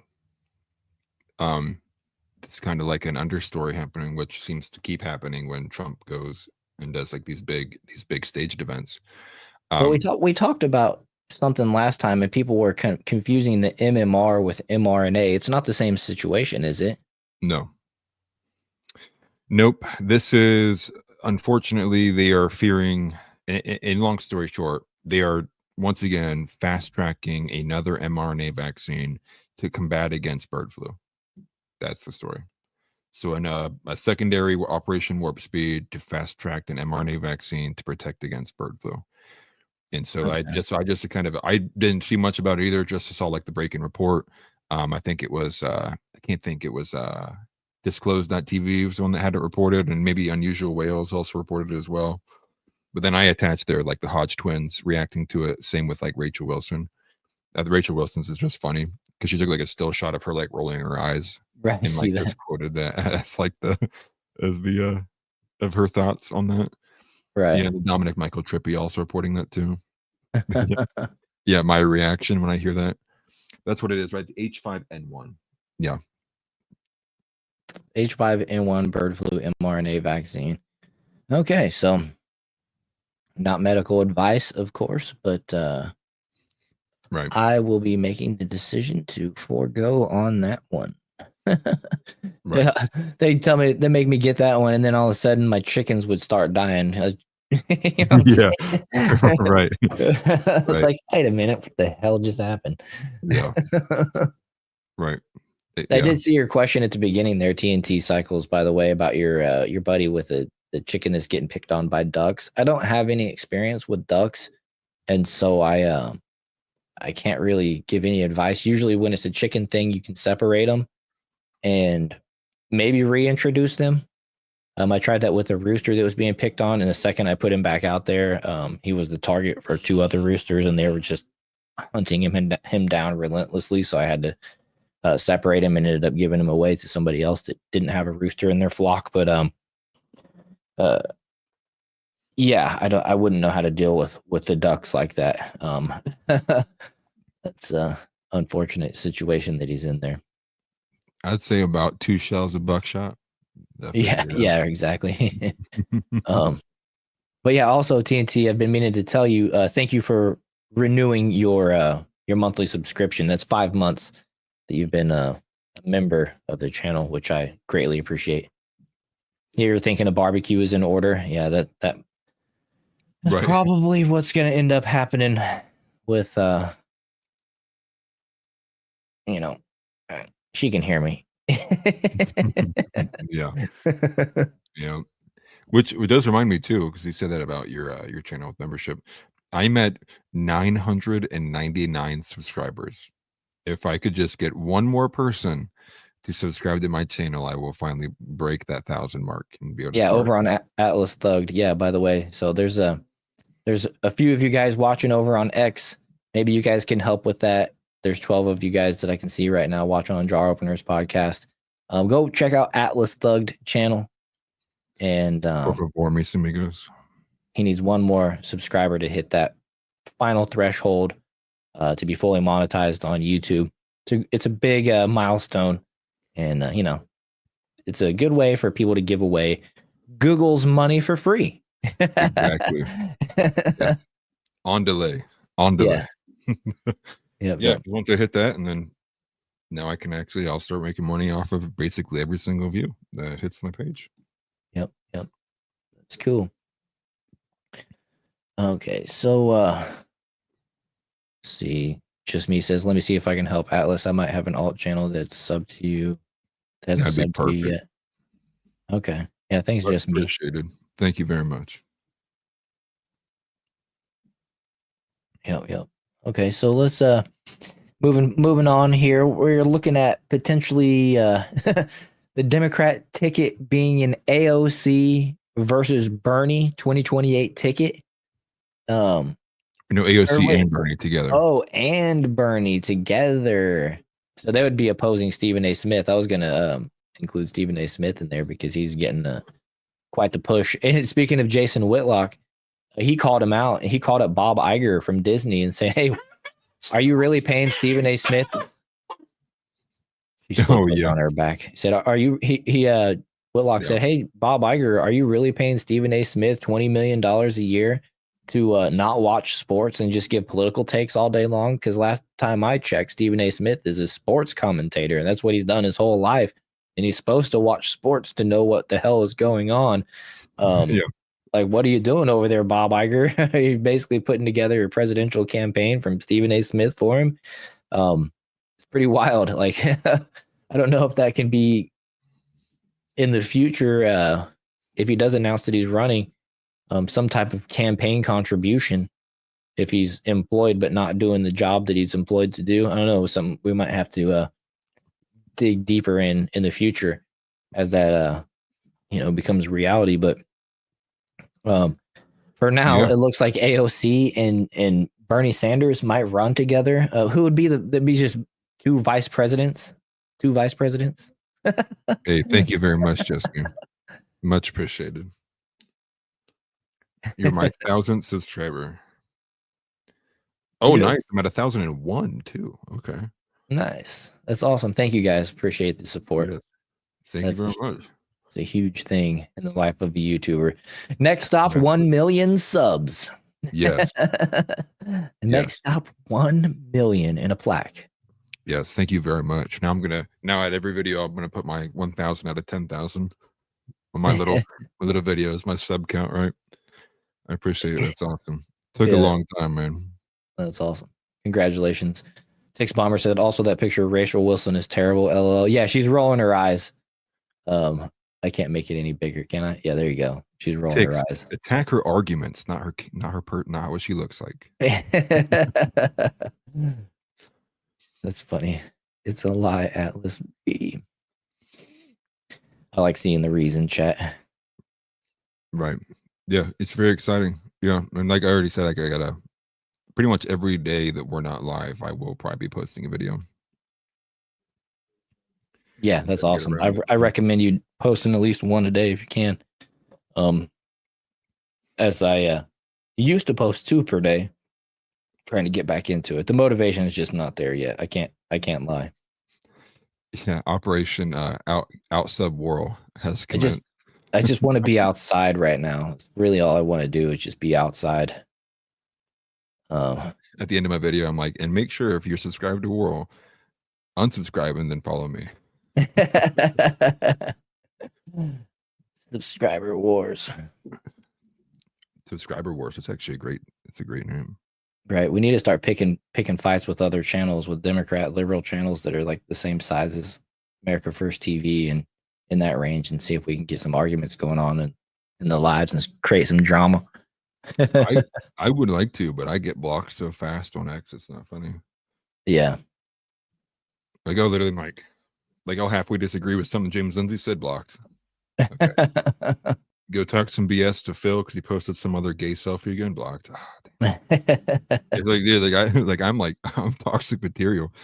And it's weird because then you see like the big people, right, who they always argue with, like are always still interacting with each other. It's like, bro, what's wrong with me, man? You couldn't even you couldn't even have a slight comeback for me. I just get blocked. Stupid. You don't have enough subscribers for me to talk to you. Right. Yeah, I don't have enough clout, apparently. Tix Bomber says the struggle for beard superiority begins. Well, I got the head start now. Yeah, World's dominating me right now. So, as long as I don't shave it. I lost a fight with a trimmer. I got 1v1'd in my bathroom. Dude barely made it out. I get to be Samson now. Yeah, right. Exactly. Yeah, I lost all my power. You're Atlas. I'll be Samson.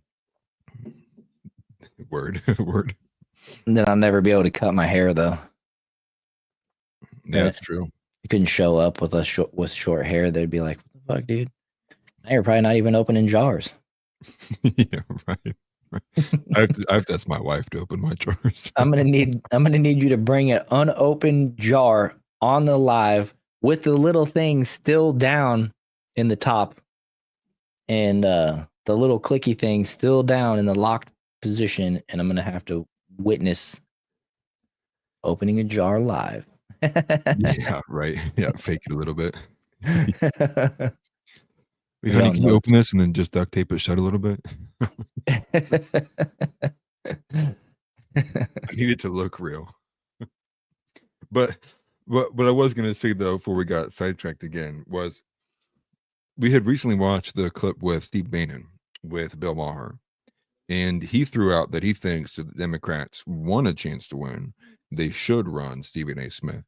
Yeah. And he said he thinks that they're their best shot. And I did see polling not too long ago that showed, I think it was either that Stephen A. Smith would compete with Kamala in the primary, or that he had more support. But again, we know how the polls are, right? The polls are always like entirely off the mark on things, but at least it's what the data shows. And I kind of agree. And the way I kind of worded it when I was writing out the show notes too is you kind of have like with the Democrats, they kind of have their political bench, and then they also have like their celebrity bench. And it's like they have like two kind of rosters they can pull candidates from, which is, they can pull like someone who's actually, getting the viral clip screaming in Congress, or they can also pull from like their Michelle Obama wing, their Stephen A. Smith wing, their Oprah Winfrey. Yeah, rank, that was probably their Kamala Harris. Yeah, falls under that one too. right, exactly. In the same way where like I think it was like Dwayne the Rock Johnson was floated a little bit. I think even like with the Kamala stuff as well, because I think ultimately like they are in a period where their actual guys who do get into office just don't have broad appeal on a national level. But maybe they're thinking different with AOC, maybe combine the youth and the aged and get both the mixture of, the original Bernie supporters who might have previously went with Trump, who may ultimately still agree on a lot more liberal policies, while also capturing like the viral sensation queen, girl, female power with the AOC commands, combining them into one ticket and then running them together. Because there's also a question too of like, Stephen A. Smith has been coming out and he's seemingly very, very center to the right compared to where a lot of his other Democrat friends are. And maybe they're in a position where they fear if he starts gaining, snowballing and getting more momentum, that he might be an outside the DNC character, which ultimately they may try to Bernie him, right? And find some way where they can, if he gets too much power and they don't want him, he's not like in the bag enough for them, they find a way to Bernie him out. All of a sudden it's like, wow, $12 million just fell out of the sky into Stephen A. Smith's lap. And whoa, would you look at that? Stephen A's, he's resigning. He's not running his campaign anymore. Well, it's crazy. It's just AOC and Bernie now. And I would prefer that we have to go against Stephen A. Smith. I think Stephen A. Smith brings a whole kind of new X factor to it, similar to like how Trump did. It's like somebody who I think a lot of people know by a first name basis, but it's clearly not his original avenue and could just come out of nowhere. And I also think too, it's probably the play for them just based on the fact of the main feature of voting, which is the Republicans always talk about how that 15% of the black vote is like their target. It's like Republicans win every single time they get over 15% of the black vote. And I think that's the Democrats' response of someone who a lot, if not all, young black men know who Stephen A. Smith is. And maybe that's their attempt to kind of win back some of those votes on that kind of demographic level. That and just the general sports dude, maybe, you know what I mean? Just a sports fan that's not really plugged into politics, just head down working, whatever. I like Stephen A. Smith. I've been watching him, you know what I mean, on TV, on SportsCenter or whatever for so long. Like, I like Stephen A. Not knowing much about him, potentially politically, just voting for the man, Right. Yeah, exactly. And think about it too, right? how many of those Kamala Harris ads where it's like those, I keep almost saying that word, those super gay guys like sitting with like their legs crossed and they're like, I'm a real man, you know, and Oh everyone's yeah. like, oh look, it's all these gay porn actors who are running this ad. And the Democrats seemingly have a really bad image and appearance when it comes to like connecting to younger men too.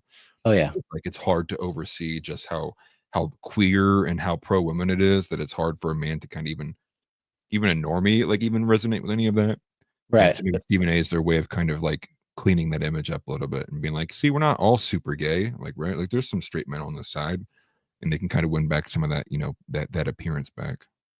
Yeah.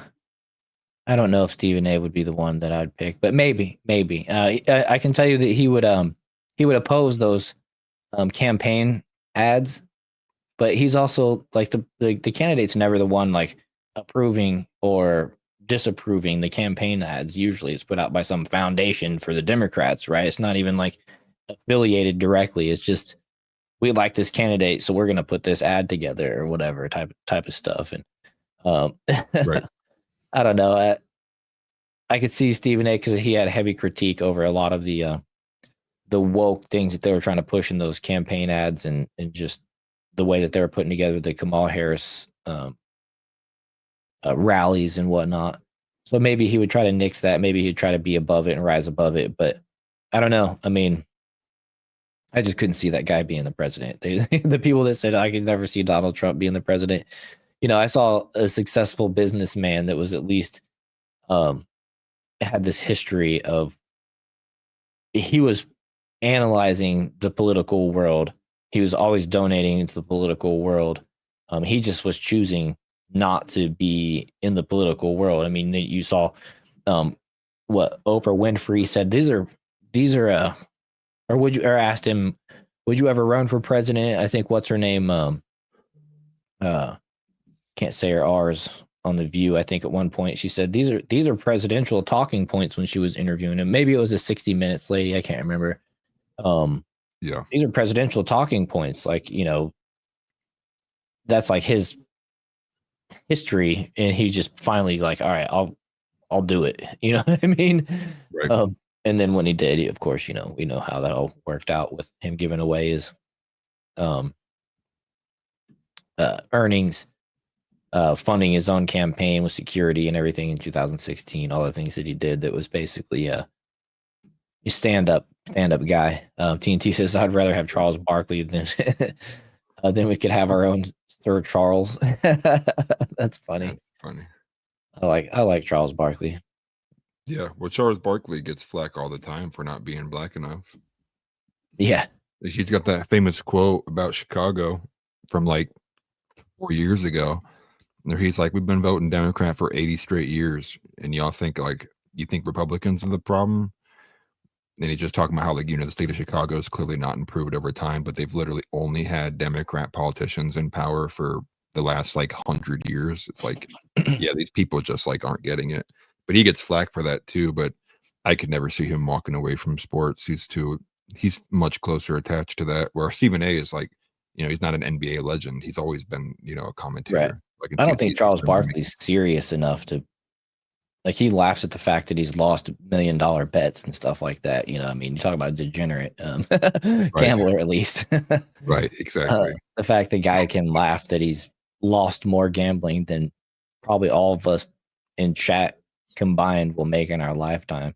I don't know. I'm assuming you guys aren't millionaires. If you are, where's the super chats at? No, just kidding. Stephen A, isn't he like he's the highest paid employee by Disney? Stephen A is. I couldn't imagine many people getting paid over. I think it was either 20 or 22 million a year. Yeah, for like a 4-year contract, like a 4 or 5 year contract. Yeah, I couldn't imagine it. Maybe like a Chris Pratt or Guardians of the Galaxy type of contract might amount to that. I really don't know. Right. Well, I think like employee though. I think they don't consider like the actors their employees. They're like all contracted, basically. Like he actually like is employed by Disney like for a long-term spiel. Yeah. Let's see. Just me said, have you guys heard of the term, the new term, the awfuls, AWFULS? I heard about it, but I can't remember what it stands for. Yeah, remind us. Yeah, you're gonna have to remind Tell us. me what I am. Is it Oh, about she did me? say it. All white female lefties. Okay, all white female lefties. Sounds rather supremacist. Right. Right. Oh goodness. Yeah. But I mean, true. That is like, the savior complex wing of the left wing. The whites who, you see a TikTok video and it's some like 19-year-old confused girl. She's like, I just can't believe like when are reparations coming in? Like I can't stand that I, as a white girl, am on the same playing field as a black woman. I should be getting whipped in the back. It's like, what the are you on, bro? Like, what am I watching? But that's the left, man. So funny. Like Tommy Lawrence said, man. Yeah, keep going, dude. Keep saying that, bro. Yeah, the nation agrees with you. Keep going. Right. You guys want to start importing illegal terrorists to go on to add on top of the fact that you guys want elections, no ID to vote. You guys want more taxes. Like you guys are up. You guys are really not focused on the things that Americans want. What the hell's wrong with you? This is backwards day. Right. Backwards world. Yeah, you wanna really start a race war, man. You put reparations into law. Dude, you get a race war day one. I don't think the majority of people, of black people, really even want reparations. I think that's just a vocal crying minority of people that like to play victim. I think most people actually understand or can understand the concept that it's estimated that some 70% of people living in the United States, their families either immigrated here after slavery was abolished, or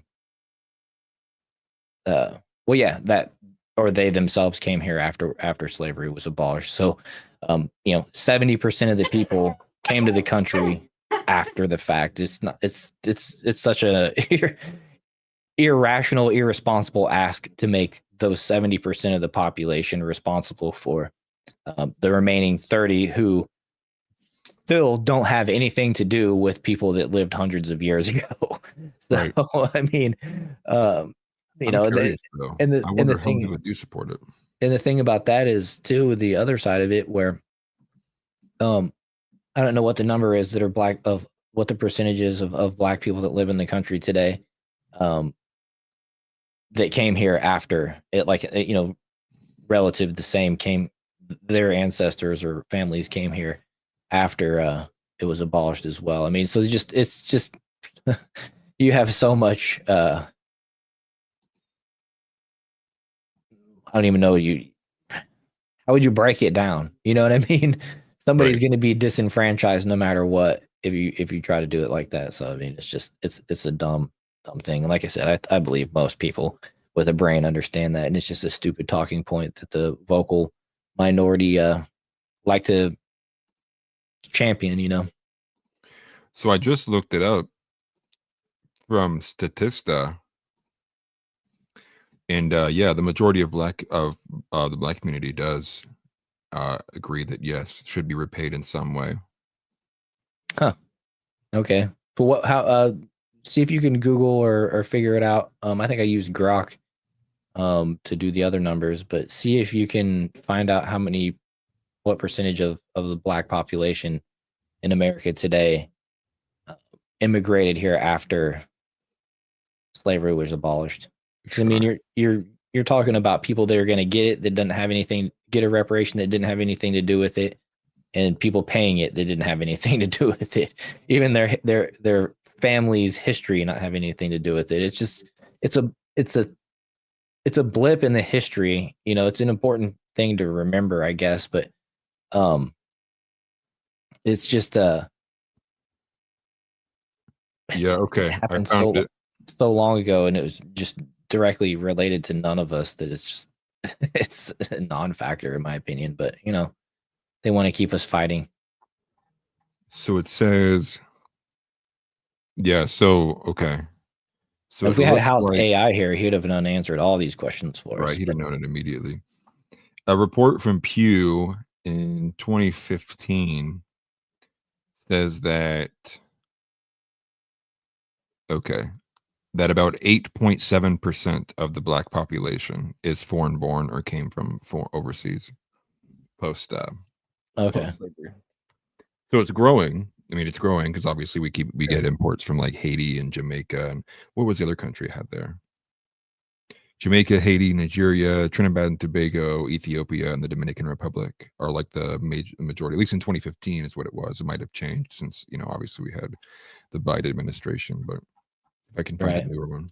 TNT Cycles makes a good point. He says, I want a voucher from my great granddaddy who fought for the North, right? Family sacrifice for that. Well, that was kind of always my argument too. It's like, then what's the reparations that all the white people get whose family, brother, and sons all died fighting for the slavery to be abolished too? Like, what do they get reparations, or are they also paid? Like their blood wasn't enough, like their lives weren't enough. It's like now you got to make their children, their children's children pay. It's like, yeah, it don't make sense. Right. And John mentions too, not to mention that there is very few families actually owned slaves. Historically, most slave owners were the wealthiest in society. Yeah. Yeah, it was like less than 10%, I think, something like that.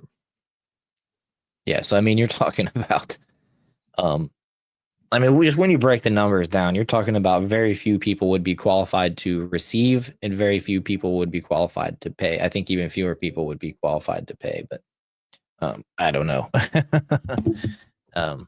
And, you know, the point that it's commonly brought up too is all of the mixed race individuals too. And you can probably track their lineage, probably black individuals who can trace their lineage, and they probably are an actual descendant of a white individual who probably had relations with one of the slaves that he had. And then what do you do then? Right. And that was the thing. That was one of the biggest issues with trying to track those numbers was there's a lot of mingling. There's people that were here that then had a kid with somebody that came afterwards. And so all those people got omitted. So the numbers are really even more towards my argument side of things than what the numbers directly indicate, just because of the outliers. Or in Kanye's famous words, right? Like, how were you guys even slaves for that long? Like, y'all didn't fight back once. Like, yeah, there comes a point in time too where just like there's just a general acknowledgement of conquest and like what it was. Like, some peoples were stronger, some nations were stronger at different points, other nations suffered at different points. It's just the way it works. But I wasn't around then. I can't say this for a fact, but I look at the way a farmer treats his tractor. You know what I mean? Or a build. Well, that's what that's what it was. It was folks that were building. There's folks that were farming, and you don't buy, $100,000 piece of equipment and then not change the oil. You know what I mean? So like you wouldn't. And this is me. I get it. It's just funny. Assuming, right? But I'm just trying to say that like there's this moniker or this like image that every person that owned a slave was cracking a whip and abusing their slaves, right? Their workers. But the reality is, if you don't feed them good meals, if you didn't have any type of morale boost, if you didn't, give them access to cleaning themselves off, being able to live and function healthy, it was like not changing the oil in your it was being irresponsible with your equipment. You know what I'm saying? I paid good money for this boy over here. Well, people just don't do that. But that's what I'm saying. Those people just don't do that. People don't buy a tractor and invest in something that they're going to use to build their empire and then like abuse it. They never change the tires. They never change the oil. They never change an air filter. It doesn't last very long. And so I'm not saying that these people were living like the greatest lives, because ultimately they were somebody else's property. But I don't think that everybody was like going home and eating dirt and living like some, African tribe or something like that, the starving African tribe that we see on the commercials.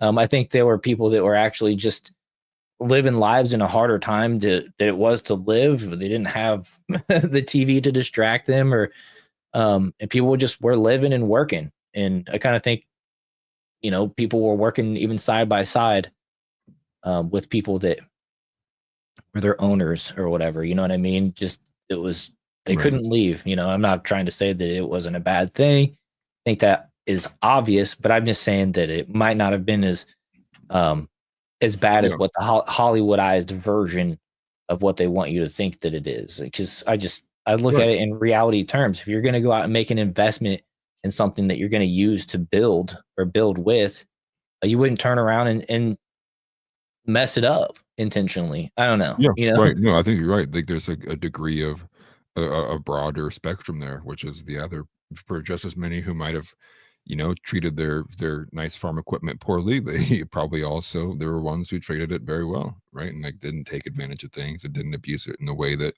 you know, most propaganda towards that would make you realize, right? And obviously like that by itself defeats that entire idea of that like you uniquely across all white people there's like this inherent evil nature that like yeah we all were like yes now I own slaves, right? And even like earlier, right, the idea that only 10% or less than like a minority of the population even owned them in the first place just outright defeats the narrative that like that it was across, you know, it was a general a general rule of thumb that every white person in America at some point had slaves, and that's just like it's wrong. But any of these ideas that they can't be allowed through to like the mainstream because obviously that starts to poke holes in these even more kind of racial consciousness ideas among black individuals and things like reparations and such. Right. Got off on a little tangent there, but it's just something I've always thought about, and it's just like, you know, I don't think it really is what we see in Roots or whatever it is. You know what I mean? Yeah, the world's like, if I had slaves, I'd at least treated them good. I mean, it's just common sense. It's not how what I would have done or not. It's just you get more work out of somebody that's happy, that's well fed, and you know you're a physical trainer. You know that if your body's healthy and strong, you can lift and do more and work longer. And Right.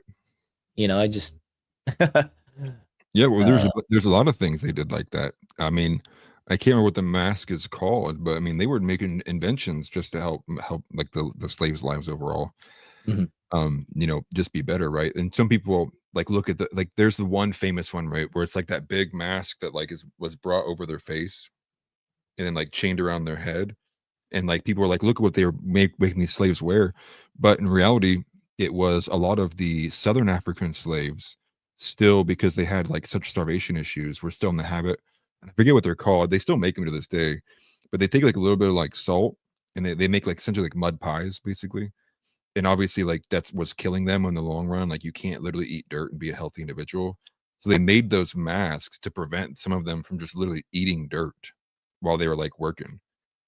So I mean, like you might view it as like, wow, they're like preventing them from partaking in their culture, but in all reality, like the people then are like, you can't eat dirt, like you'll literally die. Like stop eating dirt. So they invented things like that, so they'd like not do it. You know, wouldn't be able to do it. TNT. I was worried I crossed another line. No, I'm laughing here, bud. Name him Joe. That's funny. I said that right when Just Me's comment popped up. Especially name him Joe. Yeah, I think that had us all laugh. Make sure you guys hit that like button, subscribe to the channel, share the video with all your friends, all that good stuff. Right. Yeah. By the way, if you haven't hit the like button, if you haven't subscribed, and join the what are you Discord. doing? This is YouTube. This is Rumble. Right. Thank you also for watching over on X. Appreciate you guys. Right. X is just as good. Follow us there too if you're on X.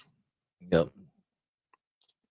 Trying to build out this Jar Openers podcast channel. It's been, I think we hit the first 28 days today, and we're on pace to be monetized hopefully in about 4 months. That's if we don't catch any algorithms or anything like that. That's just going off of the not 4 months. I think it's actually a bit longer than that. I think it was like actually 6 to 7 months. But you never know what'll happen between now and then. But we're we're off to a Right. good start. We're getting really good numbers, and I appreciate everybody for being here and showing up for us every night. Although we haven't seen Donnie for a few shows, so I'm getting worried that I know he's fine, but Yeah, I didn't even talk to Donnie in a minute. I don't know what he's up to. I think he's just being busy. I haven't seen him in the Discord much or anything lately.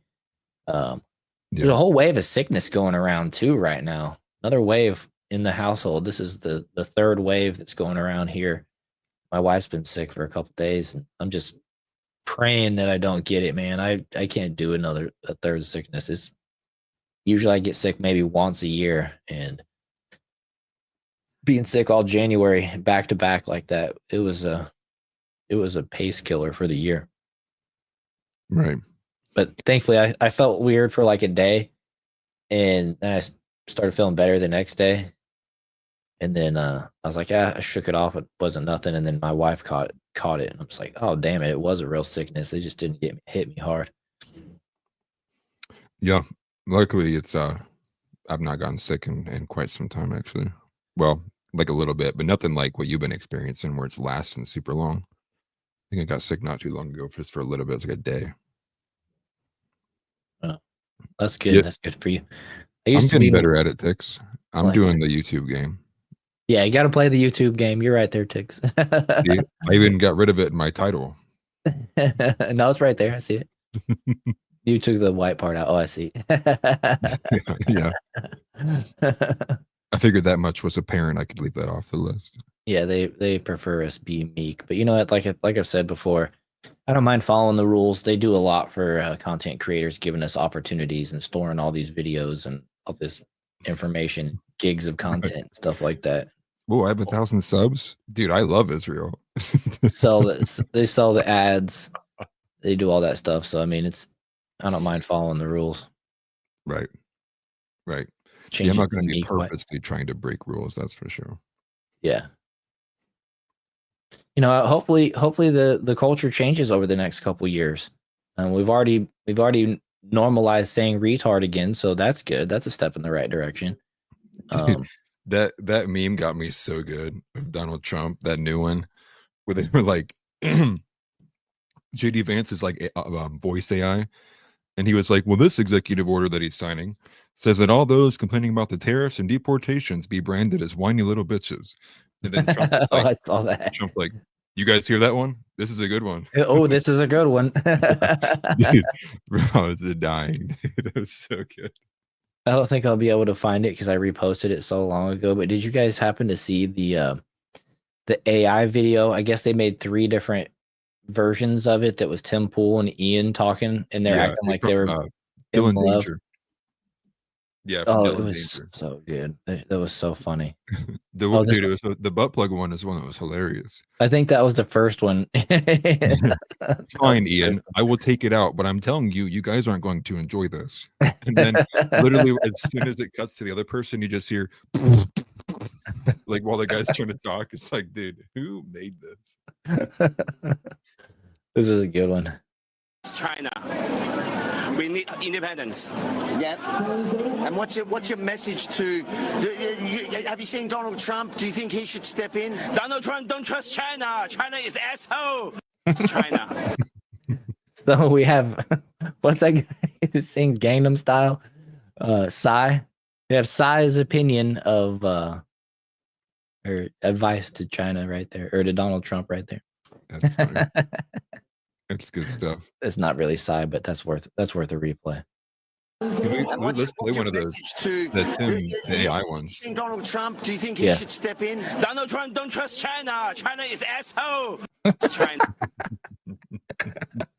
I feel like Salty Cracker should play that in his intro every time. It's a good one, man. Let's see. I'm trying to scroll I know I reposted what was that? Pay close attention to her eyes. There's no soul.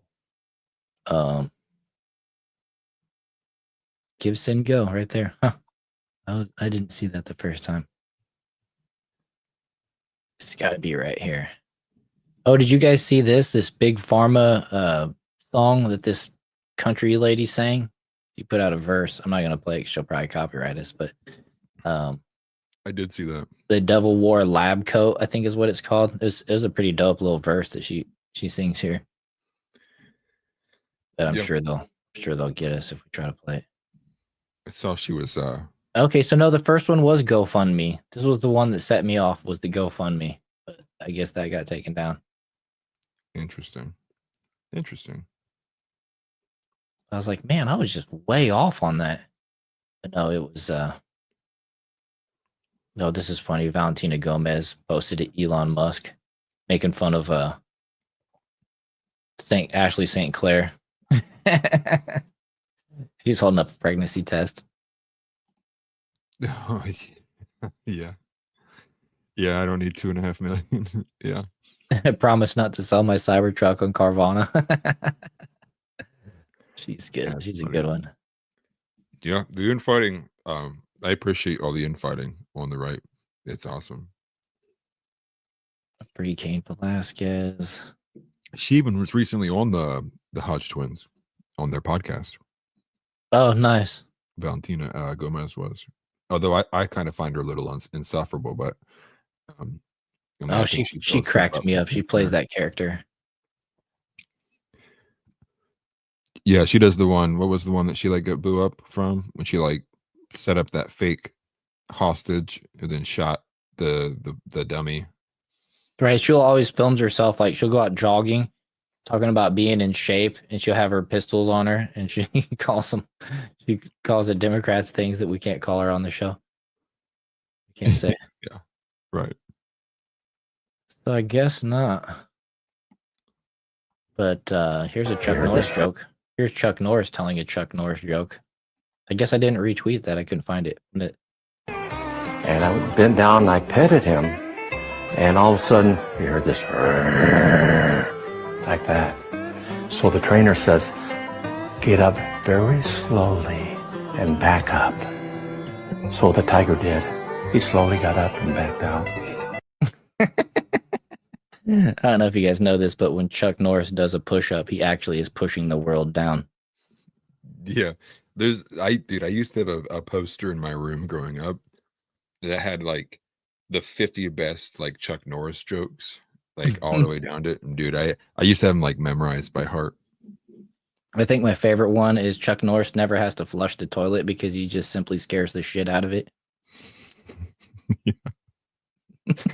Really good ones with that. But no, that Dylan Danger one, dude, with Tim Cass, it's like, dude, I was dying. You think I'll be able to find it if I look up Dylan Danger? Yeah, I have it. I have his thing pulled up right here. Oh, you have it pulled up? I didn't see it. Okay. Yeah, let me see. I'll switch to it. Yeah, I didn't have it switched over. Oh, okay.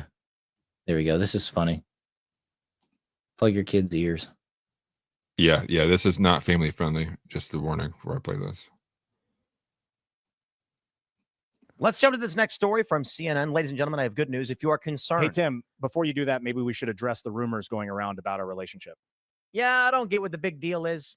Ian and I have been close friends for a long time. It shouldn't be surprising to anyone that we cuddle sometimes. Tim, are you sure it's just cuddling? I've caught you and Ian at least a dozen times making weird noises in the bathroom together, and your excuse is always that you're unclogging the toilet. Shut up, Elad. You come on this show and have no idea what the hell you're talking about. Look, it's just like that scene in Brokeback Mountain where you got two normal dudes and it's a cold night, so they decide to warm up by sharing a tent together. I think you're forgetting a pretty important part from that scene. Okay, fine. Then it's like that movie Friends with Benefits. Ian and I are just friends, but we benefit from each other's warm embrace. I like to play with his hair, and there's nothing else going on. I don't have a problem with that as long as I get to be Justin Timberlake. But I don't get why you keep dancing around the fact that our relationship is purely erotic, and the only reason you still have me on the show is for my body. I mean, you're wearing the graphene butt plug for you right now. Ian, the only reason I wear this is to hold in my farts during the show. You, of all people, should know how to think. I'm done talking about this. Let's go to the super chats. From Real Dylan Danger. Great show tonight, guys. It got a little weird at the end, though. Thanks for checking out this clip from Now there's a follow-up one. I haven't seen any of the other ones. So that was the one that I've one. seen. Is it this one? This is so this is the follow-up one that he made. He made 3 total, but I think this is the follow-up one. Okay. Yeah, this is with Elon Musk. Dude, this one cracks me up, man. Whoever does this AI stuff is it needs a pay raise. Right. Joining us tonight to talk about this and so much more, we have a very special guest, Elon Musk. Who are you? What do you do? Hi, I'm Elon Musk, and I'm an alien from Mars. Well, right on. Thanks for hanging out. We got a lot to talk about. No, Tim, seriously, I'm an alien. What happened was I accidentally teleported myself to Earth 30 years ago during an experiment that went wrong. And since then, I've been trying to return to my home planet of Mars. So what, did you have like a graviton flux capacitor that misaligned with the space-time curvature around Mars's lower albedo regions, causing a tachyon beam to refract off some rogue cosmic rays? No, that doesn't make sense. Oh, it was probably a Heisenberg compensator that failed to sync with the relativistic velocities, causing a cascading failure in the wormhole stabilization field. Ian, what are you even talking about? Actually, that's a great question. It was two Heisenberg compensators that failed under relativistic strain, collapsing the wormhole field, and then I ended up in South Africa. Yeah, makes sense. So guys, the real reason I decided to come on the show is because my Starship rockets keep exploding, and we need Ian's specialized knowledge of graphene to fix it. It totally makes sense now. I've been having these dreams where I'm Flash Jewel heating a bunch of empty bags of cast brew coffee into graphene powder, and I accidentally inhale some hydrogen gas, which transports me into this alternate reality where everyone has female bodies, but with your face, Elon. And well, some of them may have seduced me. Yeah, my species has developed the ability to remotely implant dreams into people, and it's likely they've identified you as the most intelligent human alive and have been preparing you to assist me in my return to Mars. I'm honestly not surprised at all. Anyways, we can use the graphene from the butt plug I made for Tim. Fine, but you guys are going to regret having me take this out. No, Tim, that's all right. We've got about 1 million metric tons of it stored at SpaceX Starbase. Oh my God, Tim, I can taste it. What did you eat? Hey, look, I warned you guys. Josie sent us some strawberry pies that she baked. Yeah, those were really good. Shout out to the redheaded libertarian. A redhead? I haven't tried that before. Do you guys know if she's single or not? Thanks for checking out this clip from Timcast AI. Make sure to watch the show live. That's so Monday good. through Friday. Of at course, 8 p.m. these are fake AI, you guys. This is not Yeah. real. There was AI generated.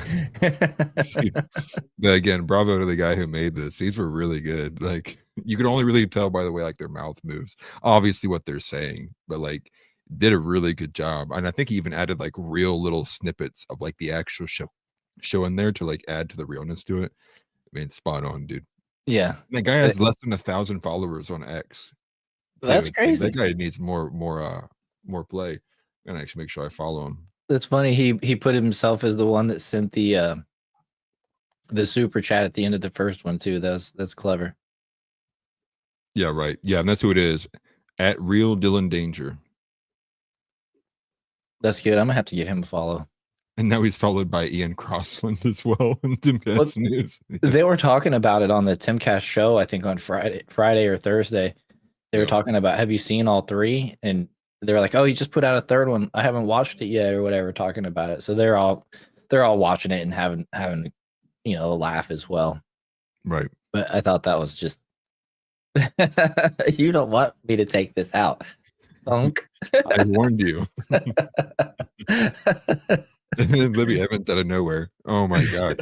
I can taste it. Oh man. Good stuff. And if this was something like a random, right, you might think like they're making this to make fun of Tim, but it's clear like this guy's like a big fan of the Timcast show. It's funny. Yeah, that's funny. He made the plug graphene too. Did you see Adam Krigler's quote tweet of the very first video? No, I didn't. So Adam Krigler quoted the very first edit he made, and he said, "This is why I locked my doors at night."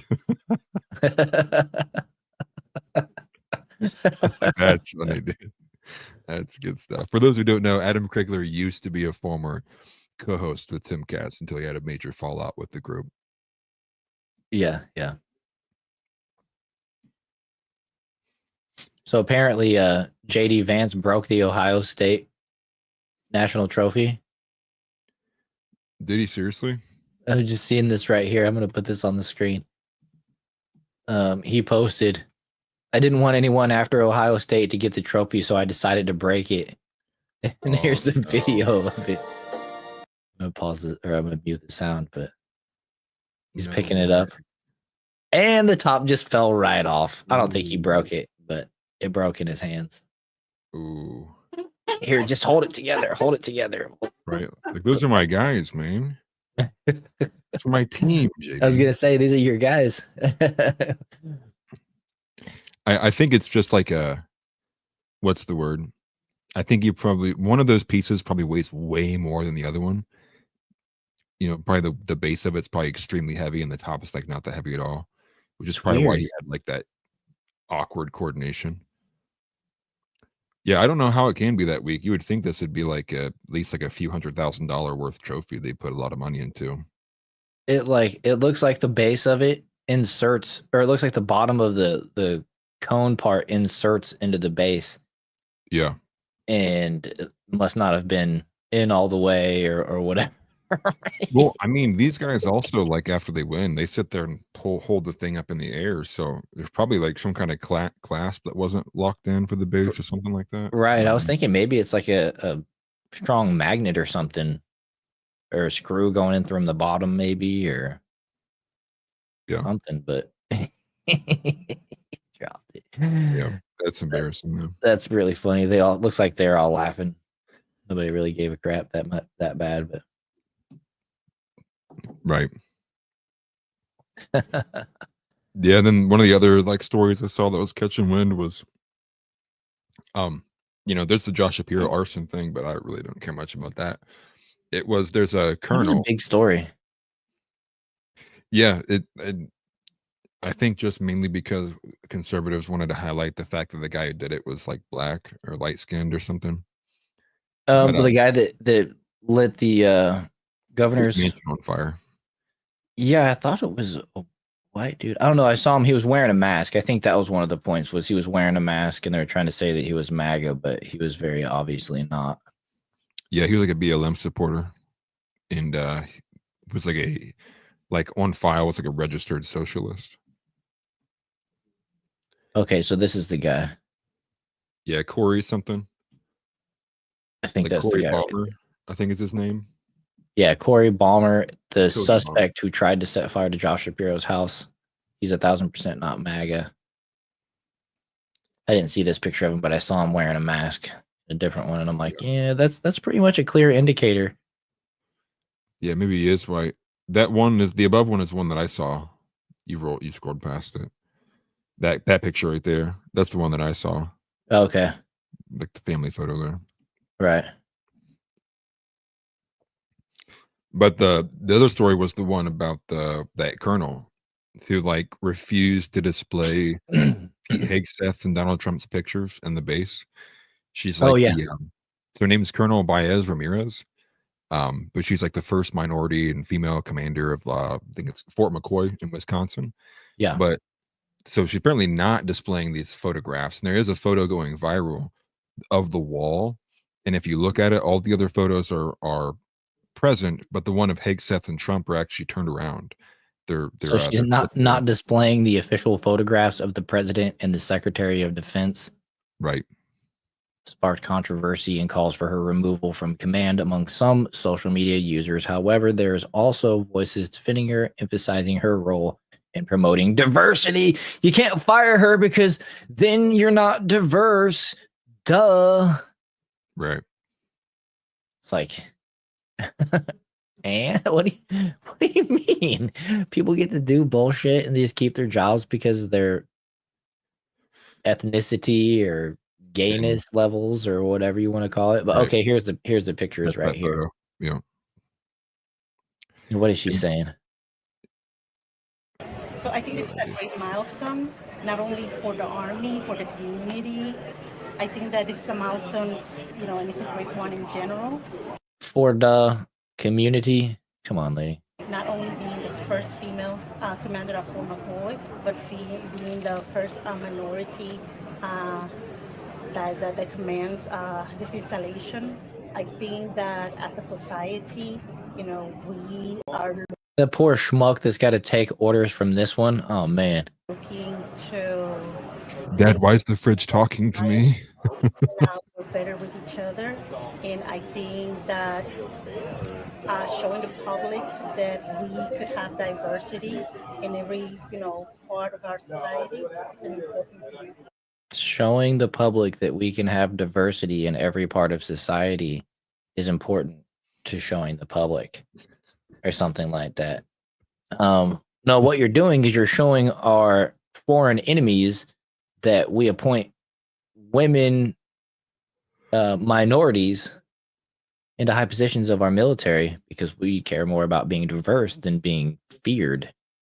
And that's just a bad form. Like, respect the president. Respect, like, that's the thing about the military. And I'm sure every person, that all the veterans that we have in chat are pretty pissed off about this and feeling like this lady is doing the chain of command a complete dishonor, right? When somebody above you in the military, you salute them. You don't turn their pictures over and do what this bitch has done. That's just a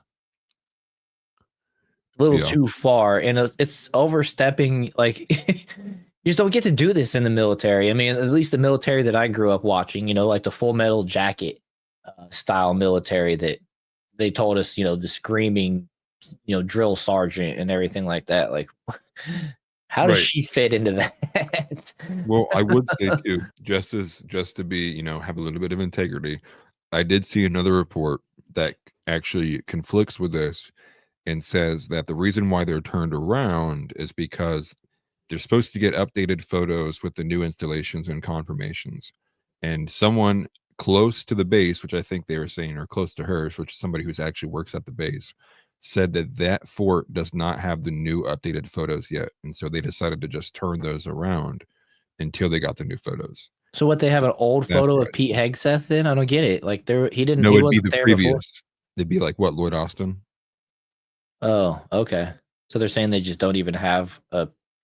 I mean, Yeah, I find it hard to, like, I don't believe it either, but that's just to throw it out there. I also did see that. Right. No, I get it. That's the other side of the story. But it's but her personally, I mean, like, look how big that lady. Well, that's what Just Me just mentions. Not only is she a woman, but she's heavy set. I don't think she would have made it through boot camp in the 80s or 90s. She's promoted into leadership now. I don't think she'd make it through boot camp today, even with the relaxed, standards being, different from for men and women and everything like that. I just, like, I gained 30 pounds in this last year, and I tell you what, I couldn't run down the street and back. So I just I don't think that this is I don't think I'm the exception, right? Like, when you are heavy set like that, you just you're not really the lean, mean killing machine that you're supposed to be in our military. I mean, who is she inspiring? I mean, even outside the physical stuff of it, like, you are a commanding officer that can barely speak English. Right. I don't like that either. Yeah. Even take all the physicality out of it, right? Like, It's like, whoa, I didn't press 2 when I called. What are we doing here? Right. But I mean, like, yeah, even if she was like completely in shape or whatever, it's the fact that, like, you're a commanding officer and it takes you 3 times as long to say 2 sentences as it does literally anyone else in your troop. Well, then it takes her over 100 days to get 2 pictures put up on the wall that TNT Cycles, I agree with, can get a picture of Pete and Trump in 10 seconds. Right. Exactly. No, I get it. It's difficult of work for this lady.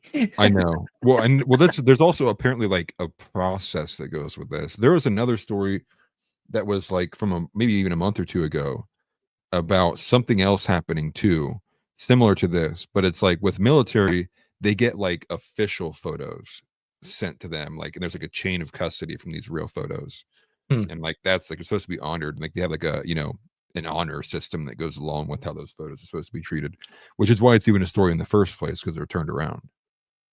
Yeah, definitely. Somebody asked that question. Let's see what this one says. The Army, and here I am 25 years later. It was just my 25th anniversary in the Army, and it's been a wonderful experience. You join the Army, and when I first joined, I never thought I would make a career of it, and here I am 25 years later. The Army. So she can't say anything other than talk about herself. 25 years ago would have been year 2000. So I guess she can make it through boot camp in the 2000s. It's crazy. Everybody's saying that she refuses, but I'm not seeing a video of her actually refusing. So maybe you're right. Maybe there is some level to whatever, but it's just the fact that it's gotten to this this point. You know, I'm with TNT still in saying that this could be remedied rather quickly. I mean, everybody's got email. You can send a picture through the your phone. I'm sure they have nice photo printers. I mean, well, think about it, right? It's like they can print the picture in 15 seconds. Like let's just right. Well, imagine like you're in some kind of conflict, and you're stuck. You're pinned, dude. I got one magazine left. My best friend just passed. He passed away in my arms a little bit ago. We had to abandon the body to get better positioning. And we were just looking for that last bit of motivation. And the Mexican maid from Family Guy starts talking to you. And it's like, oh, it's over, dude. We're cooked. Like, like you can contrast that with like, the suicide speech from Attack on Titan, right? When Commander Irwin's marching with all of those guys, so they knew they weren't like going to make it out of there. It's like, yeah, not even close, dude. Like, that's not inspiring. It's not helpful. It's not tactile. It's not effective communication. It's like people will end up honestly like being in harm's way because of how unable and not up to task she is in general. It's like, you are a liability. You should not be. You are in the opposite place you should be in. You should be at the bottom of the totem pole, not in any place of positioning too. And to think too, 25, you were in this country for 25 years, bro, and you can't speak English better than that. I know that's one of my go-tos as well too. It's just like, you would think you'd lose the accent a little bit. What that means is she speaks Spanish every opportunity that she has. Well, right. Because again, it goes back to the assimilation thing. Like back in her own personal community, like they don't assimilate all the way. Right. She speaks Spanish probably. I'll be willing to bet that she speaks Spanish in her home. And I don't know. I mean, it is your prerogative. That's your first language. I get that. But it's just not it's not sending the message of a unified culture that brings in strong immigrants that assimilate. This woman could be a strong representative for young women. Has she been more refined? You know what I mean? Right. She be in a better shape, look like a lean, mean killing machine, speak with vigor, and have very little accent. Like, you can understand maybe where she's from still, but I think that I'm sure the dinner plate fears her. The buffet line fears her woman. Yeah, I don't know right. about anything else. But it's just one of those things where it's like I said earlier, a poor fool that has to take orders from this one. It's just like, really? Can you do that? Right. Don't ask me to do anything that you can't do or aren't willing to do with me. And I just don't feel like she's doing much other than making sure that she states that she's been in the military for 25 years old, make sure that she lays on the thick, heavy accent to, more emphasize the diversity aspect of it. And like I said, she could be a much bigger inspiration for military recruiting for young women. Has she done what you mentioned, what I mentioned, goodness gracious. Right. Well, I can't lie, TNT. The Chinese buffet also fears me too. So, right. I mean, I love the fact that our military is diverse, and it just doesn't, like, it's one of the things I love about the Olympics. When you look at Team America or the USA team, like, it's the American team because we look like the entire rest of the world. I think that's dope, but she's just not exceptional in any means for that I'm seeing. I don't know, what does she do really well at her day job or whatever. I don't know. Right. Well, I mean, I don't. I think, for me, maybe I'll hold my opinion on diversity of color, but for me, it's like women shouldn't be in the military, period. Yeah, that's true. Like, I don't like, that's something we got to really start working away and getting against. And like there's some like non-front, frontline working on stuff, military roles that women can do, but when it comes to fighting, Well, I mean, just what you had said, right? You know, you had brought up like, I'm not going to do anything that you can't do, and a leader leads from the front, a boss leads from the back. Right. So if you want a leader that leads from the front, well, and then you also hold the viewpoint that the rest of the military supposedly is being told to hold, what from Pete Hegseth, that women aren't allowed aren't supposed to be on the front lines. And then there you go. I mean, now you're going to be led. Your CO is someone who's going to be leading from the back, and is not, and by your own standards, not going to be seeing the front lines. Like, there's already going to be a measure of like disrespect there too, and especially for me as well. And I agree with TNT. Like, I'm not going to be like being told to do by women. The moment that bomb hits and everyone goes in that freak out moment, lizard brain, I don't care what she says. I'm deciding for myself. I'm going to take control. They're going to lead a mutiny. That's more than likely what would happen anyway. Right. We need to get this lady to safety. Right. Exactly. Like, get her out of here, dude. We'll take over from here. Because that's exactly probably what happens. The moment everything breaks down and we lose all like the PC happy and bullets are flying, it's like, bro, someone needs to get this Mexican fridge out of here, dude. We got to like protect people. Right. And then that's ultimately, like, it's unfortunate. It's like you are literally a liability just in the way for other men to lose their lives over by trying to get you out of the way. Put her on tamale duty. We all need to eat still. Mexican ladies make the best tamales, although I'm not a big tamale fan, to be honest with you. But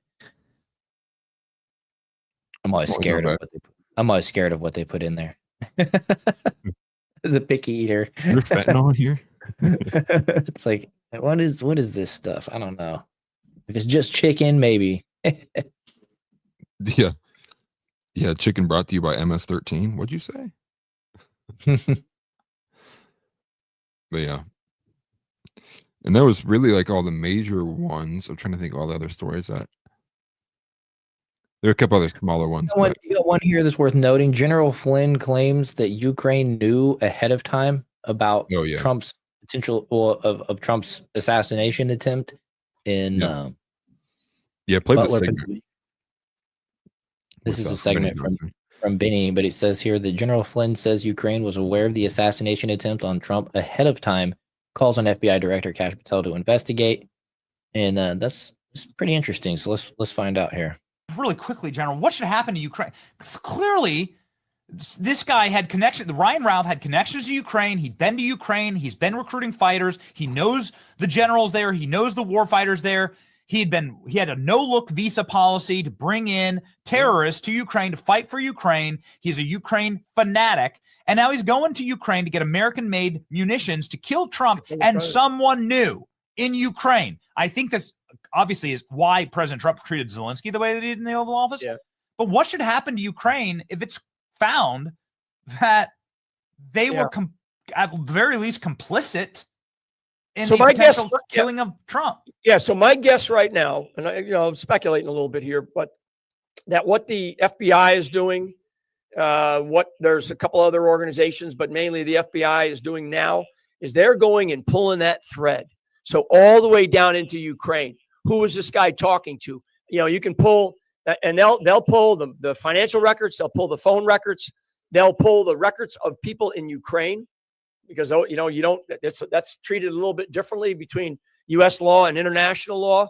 So they're going to go and dig into this stuff. I guarantee it. They're going to go down to the Nat's rear end, and they're going to find the people that he was talking to, and they'll go, okay, what did he say? Who was he working with? Was there any associates with him when he met in these various meetings to purchase this stuff? Who was going to pay for it? Is this guy financially independent, wealthy?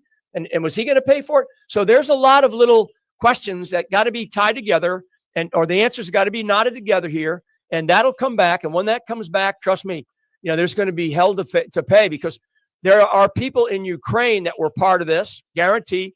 And now you got to say, okay, Zelensky, was this some group that you were aware of? Are these guys in your military?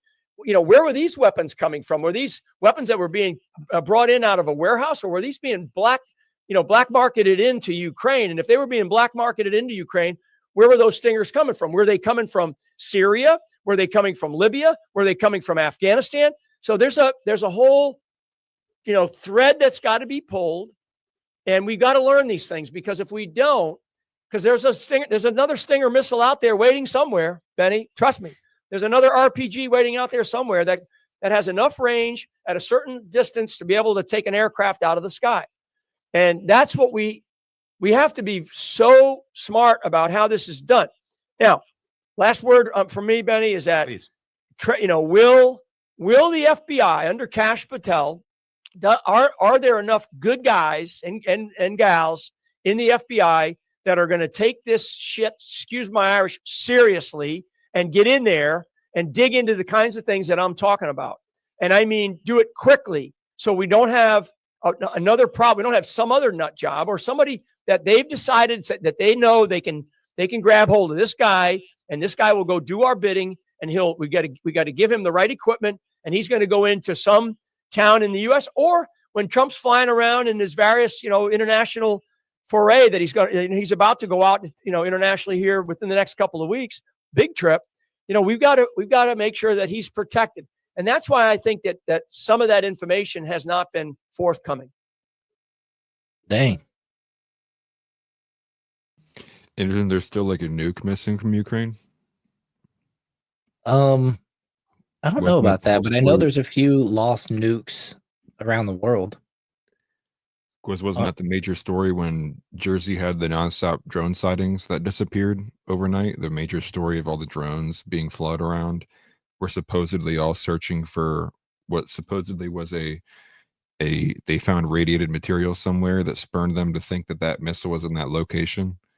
I'm pretty sure, and we still never even got word if ever found if that missile or that nuclear device was in the States or had made its way over there. Wow. Yeah, I vaguely remember that story now. I remember the drones, but yeah, I vaguely do remember there was a lost nuclear weapon aspect to it. Because I can't remember, there was somebody who came out and said that they had literally put their hands on it. Right? Wasn't that the story? The guy had I literally put my hand on it, and then it ended up he got called about it later on, and that was the one that had disappeared. That's right. That's right. I forgot about and that. It just went MIA. Yeah, right. Yeah, we're not the most responsible ones. Yeah, There's quite we're a few the world missing. empire. Yeah, that's pretty funny. Give us all your nukes. And by the way, we're still missing the one from the 70s and that one from the 90s. That's really when they just sell it off to the highest bidder. Right. Yeah, it's pretty easy to lose track of a nuke. Next thing you know, I was just carrying it around at the facility, and then I didn't know where I put it. Next thing you know, it was in Mexico. Right. Same thing with the nuclear codes. Oh, excuse me. Yeah, right. Well, yeah, that's pretty much everything we got, huh? Yeah, from today. Yeah, there's some older stuff, but it's only if you wanted to go into it. We can cut it off there unless you got anything you want to just really bring up that you think's worth it. No, not anything that I could. I mean, I was limited on time, so I couldn't get a chance to look too deep in anything. Yeah, no, you're good. Note was there's a dispute in Massachusetts right now, and apparently, the Department of what is it called? The Department of Children and Families actually kidnapped children from a family because they didn't give a vaccine to their 9-month-old. But I wasn't able to look into many details of that, so I didn't want to cover it without knowing what was actually fully going on. Okay. Yeah, I just kept seeing the same couple stories that everybody was talking about. Yeah, will Bill Maher's nose get any bigger? Place your bets now. Well, as they pull the skin back, the nose gets more protruded. Yeah, when they do the face, the plastic surgeries. All right, I need to just quit scrolling on X. I'm gonna end up playing a Major League Baseball game or something like that, and getting a copyright. Copyright. They're probably already gonna get something for the song that played during the that little clip I was played a minute ago. Yeah. Limited visibility limited. Yeah, that'd be messed up. Well, yeah, guys. Appreciate everybody for stopping in this evening. Want More surprised he didn't try to convert. He sold it to meth. Sold it for meth. They got a net nuke fell in the yard. Right. Yeah, but yeah, appreciate everybody for being here. And thank you to Just Me and whoever the other random individual was who subscribed to my channel, getting me over 1,000. I appreciate it. Oh yeah. Yeah, that's awesome. Congratulations once again. Got you over the 1,000 mark now. Get you beautiful thing, man. Count them down to the next milestone and get you some earnings coming in too. That's exciting. Right. Exactly. The road to 2,000 now. Yep. Yeah, exactly. They say your first million is the hardest to make, and then after that, it's all downhill. Doesn't relate to getting subscribers. It's a constant uphill battle. Right. That's funny. I've actually lost over 100 subscribers on my main channel in the last month just because of my lack of uploading. But I'll get back to it. I know how to make it work, so just a matter of time. Have you had any like caught the algorithm? Not recently, no. But I haven't put out many. I had one go for like 30,000 views a couple weeks ago, or maybe it's longer than that now. But get a couple of those a day, and you're sitting pretty. Right. Exactly. Yeah, just need a couple more. I might just keep covering Dave Smith because that seems to be what keeps taking off for me. So just that's what to do. That's how you do it, and that's how you do it. The algorithm found an audience for you. You got to stay in it, otherwise you're. Yeah, welcome to the I Talk About Dave Smith channel. Rolling the dice again, bro. Yeah, you should go to Sam Cedar's channel and like refine it to Tim Pool videos. I think it's Sam Cedar has like over 100 videos of like covering Tim Pool. There's a few lefties out there that just made their entire career talking about like Tim Pool or Steven Crowder or just hammering the one topic. So it was like, right, just the way you got to do it. Once the algorithm finds your audience for you, then don't fight it. Go with it. Right. Exactly. Yep. Yeah, man. Christ is king. Thanks everybody for being here. Yeah, definitely. Tix Bomber, you're right. The Dave Smith Douglas Murray debate definitely broke the internet. It sucks that it happened on the Joe Rogan podcast because it limits how much you can really like show it and talk about it without being demonetized or whatever, because Joe copyright claims everything, which I don't know if it's actually him or his crew or whatever, but that's a bummer. Automatic thing that does it. Yeah, it's a bummer. But anyways, appreciate everybody for being here. We will be back on Wednesday, like always, at 7:00 Eastern time. And as always, Christ is king. Make sure you guys hit the like button, subscribe, share the video, join the Discord. Check me out on America First TV. Also subscribe to the channel, Jar Openers podcast. All the good stuff. And then of course, check out Atlas Thugged, his channel over on YouTube as well. Yeah. You guys have a good pay attention to the Discord too, because we have all of our videos. The moment they are put on YouTube, you'll get an announcement or you get a notification if you have it turned on for the stream announcements. Right. And then that's when you guys are obligated to click on it. You can't skip it. You have to. Yeah. Your phone and you have to do it right then. You have to do it right then too, by the way. It turns on the baby proof lock where nothing you do to touching the screen will help. You just have to watch the video until it's over. Good stuff. Anyways, you guys have a good rest of your night. Have a good rest of your week. Sorry, Tix Bomber, that it's not Friday, although I saw that you are off for the rest of the week. So congratulations on that. I hope you enjoy it. Get the stuff done that you need to get done, all that stuff, all that kind of good stuff. And we'll see you guys on Wednesday. Christ is king. All that good junk, Yep. Have a good night, everybody.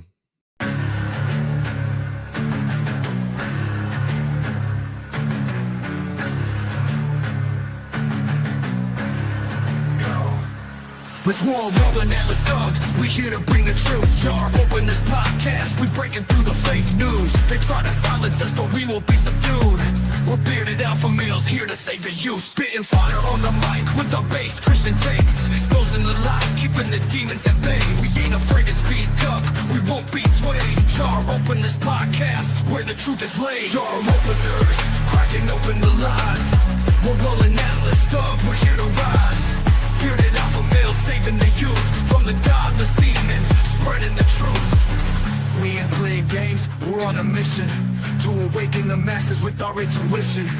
Pulling out the corruption with no inhibition. Draw open this podcast, sparking a revolution. We're not afraid to stand tall in a world full of deceit. We're the voice of reason, bringing light to the street.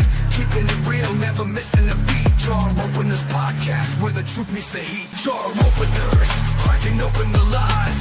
We're rolling Atlas thug, we're here to rise. Bearded alpha males saving the youth from the godless demons, spreading the truth. Joe open this podcast where the truth will never cease. Join us on the journey to bring back peace. We're rolling Atlas thugs, fearless in our release. Joe open this podcast where the lies will decrease.